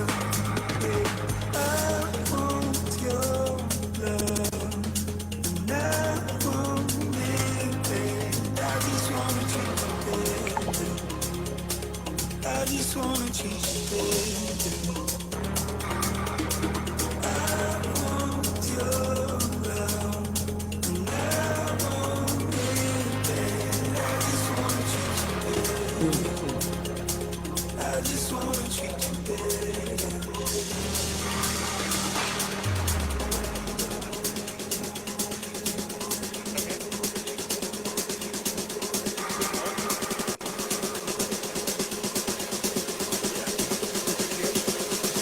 Yes, yes.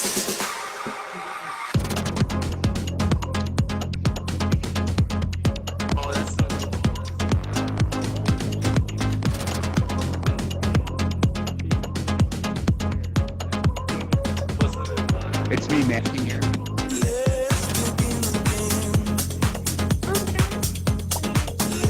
Can you hear me?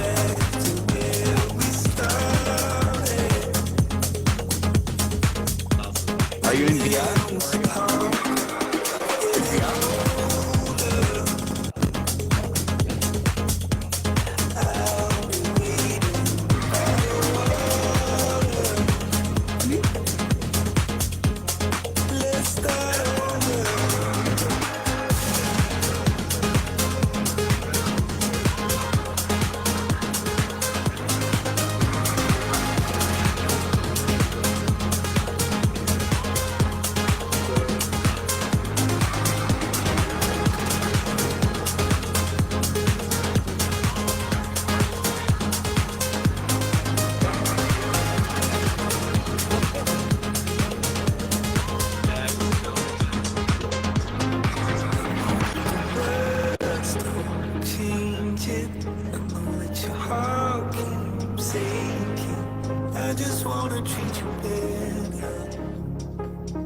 just wanna treat you better.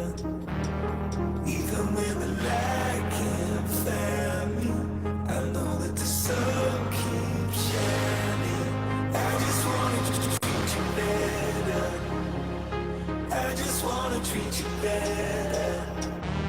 I just wanna treat you better. I just wanna treat you better. I just wanna treat you better. I just wanna treat you better.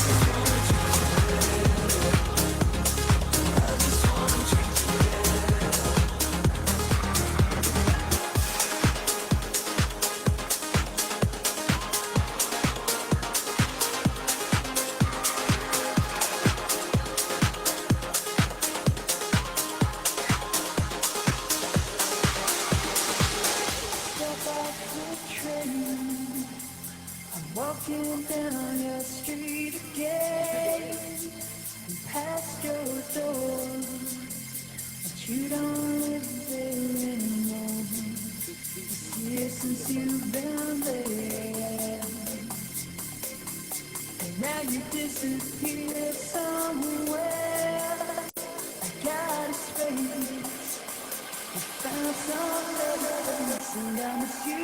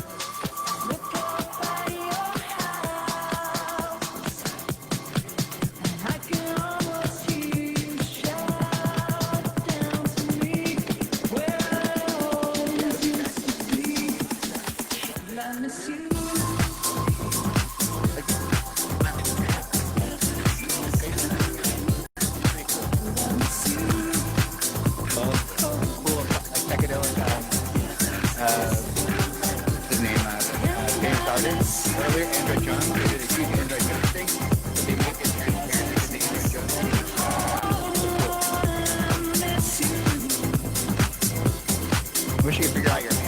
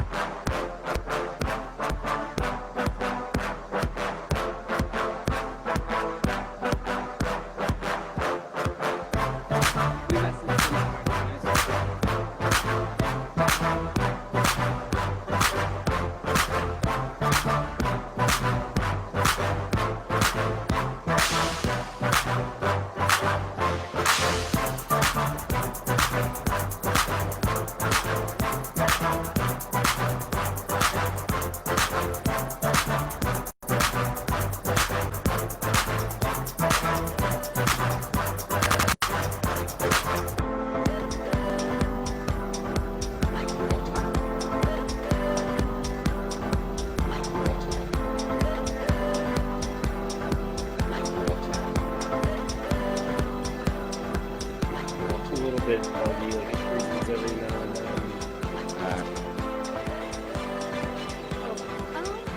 Playa Alchemist. Playa Alchemist, how you guys feeling out there? Let's keep going.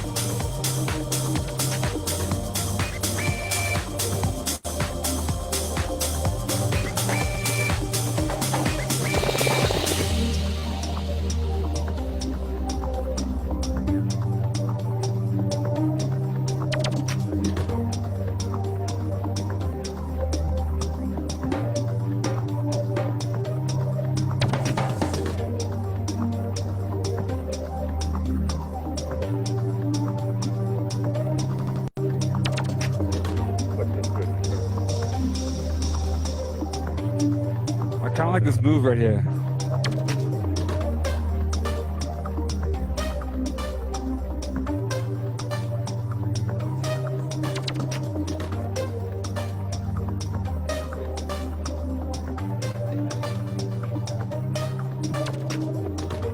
I kind of like this move right here. I kind of like this move right here. Let me see all your hands doing this right here.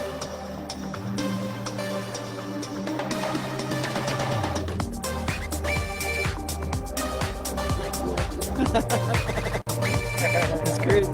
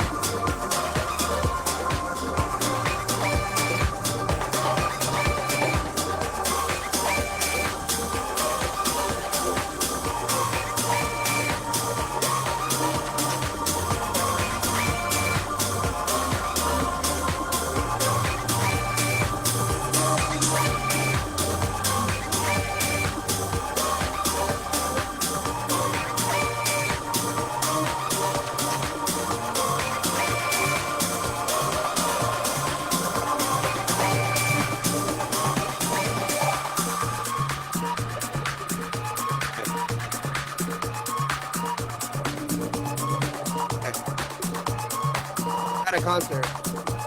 At a concert.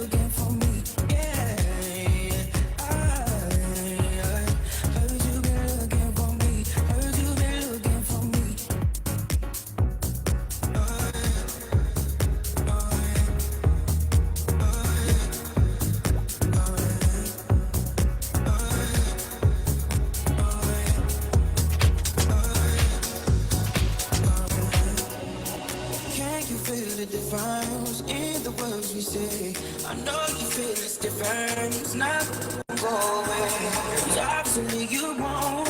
Absolutely you won't. Absolutely you won't. Absolutely you won't. Heard you been looking for me. Heard you been looking for me.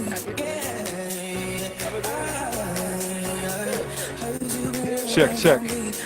I want you guys to take a selfie with me right now.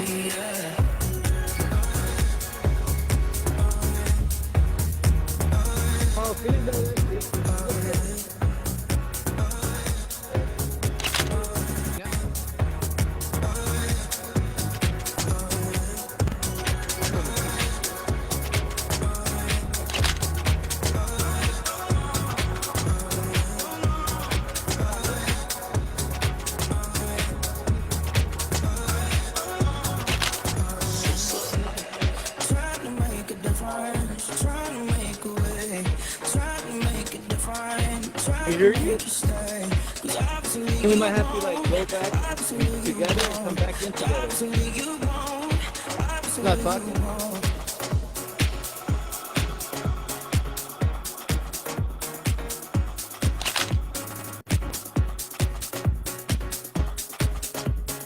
Are you not muted?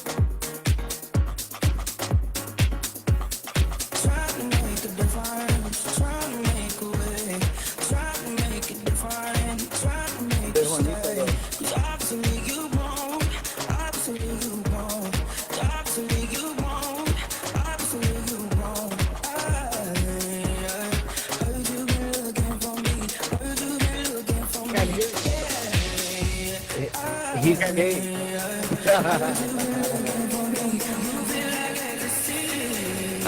And we would have to teleport in together. Or he use your air to mute it. Okay.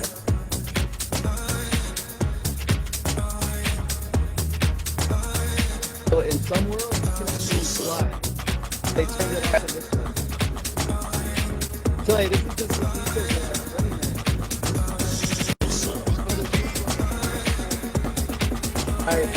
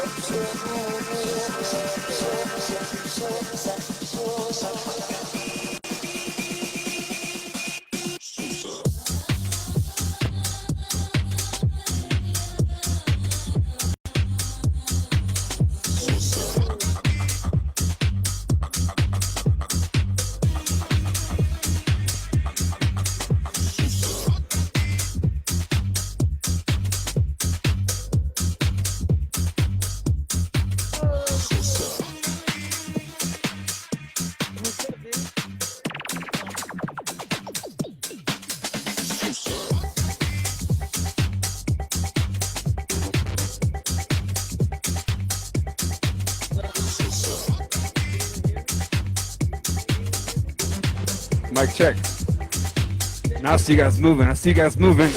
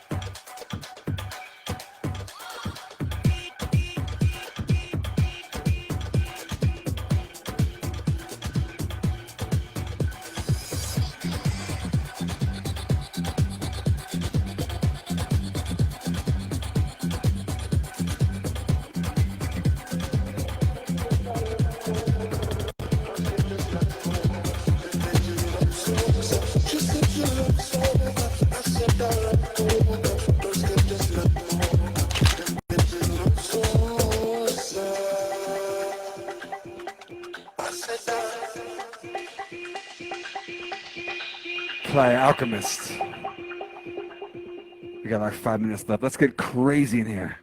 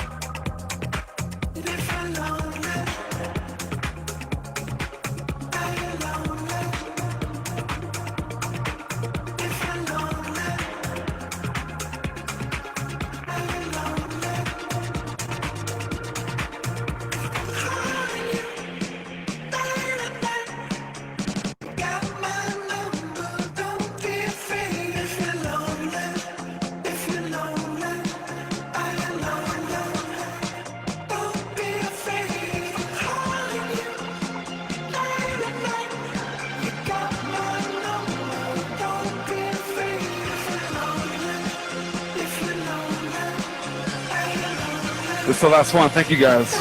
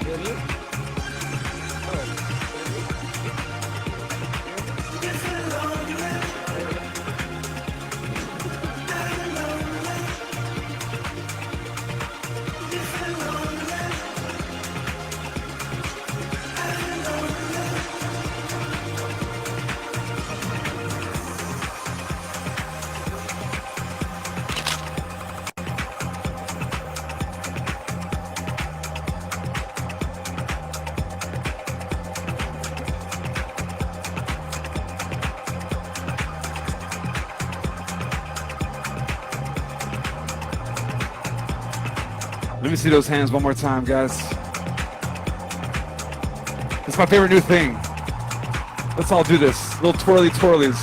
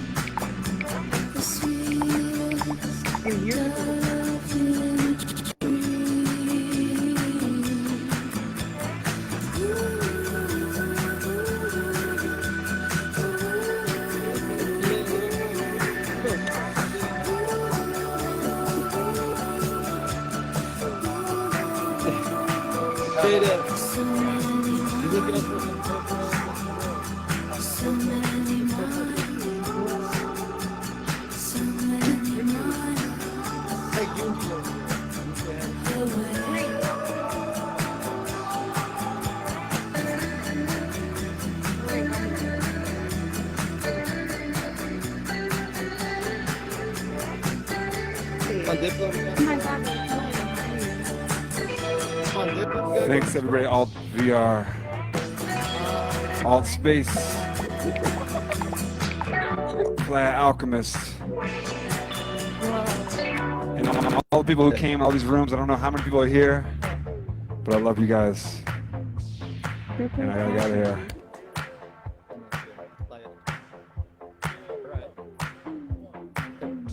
It's my last one.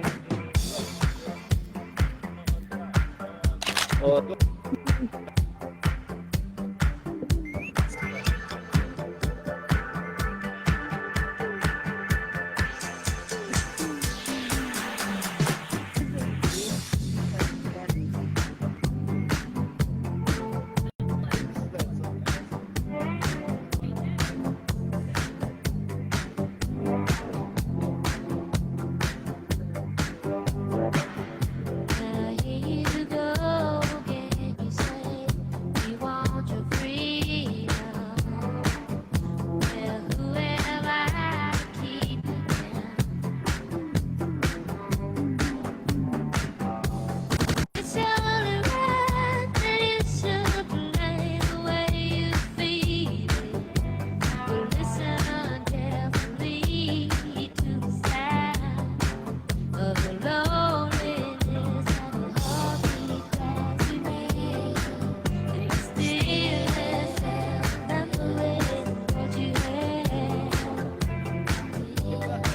what you love and what you hate, what you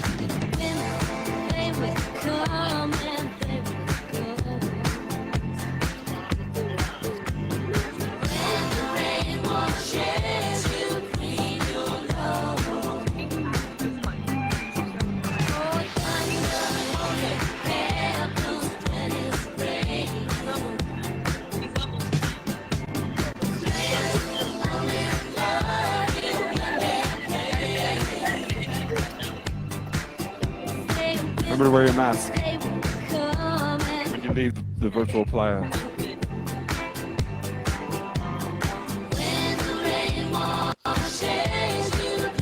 You fade me out. Had a good time with you guys. We had a good party. We had a good time. I'll see you in your avatars later. Love you.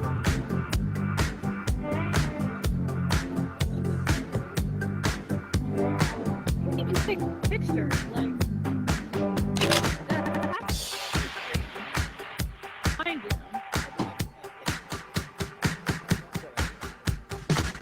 Play Call of Duty. People can hear you.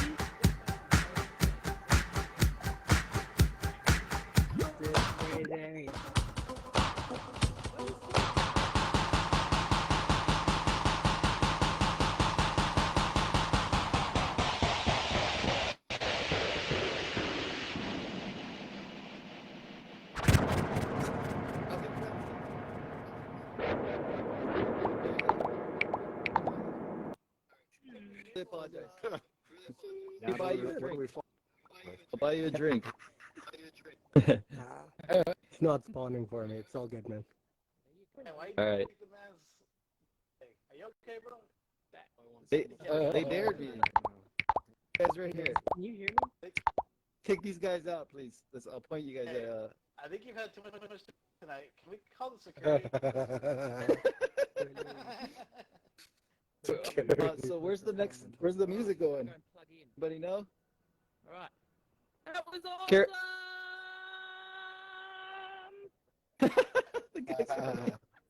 You everyone have a great night.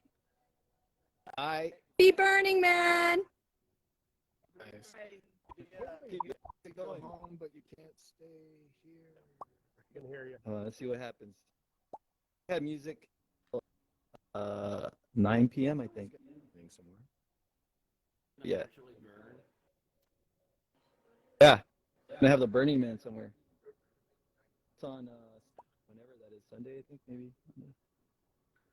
Tonight. Let's see, Mayan Warrior. Wanna go to Mayan Warrior? Or just find it. Let's go to Mayan Warrior. I like that. Alright. What? You can hear me? Yeah, I can hear you guys. I can't hear this guy. I can't hear you, Burger. Wait, is this Shane? What's up? No, I'm not Shane. Shane? I'm Bane. My name's Bane.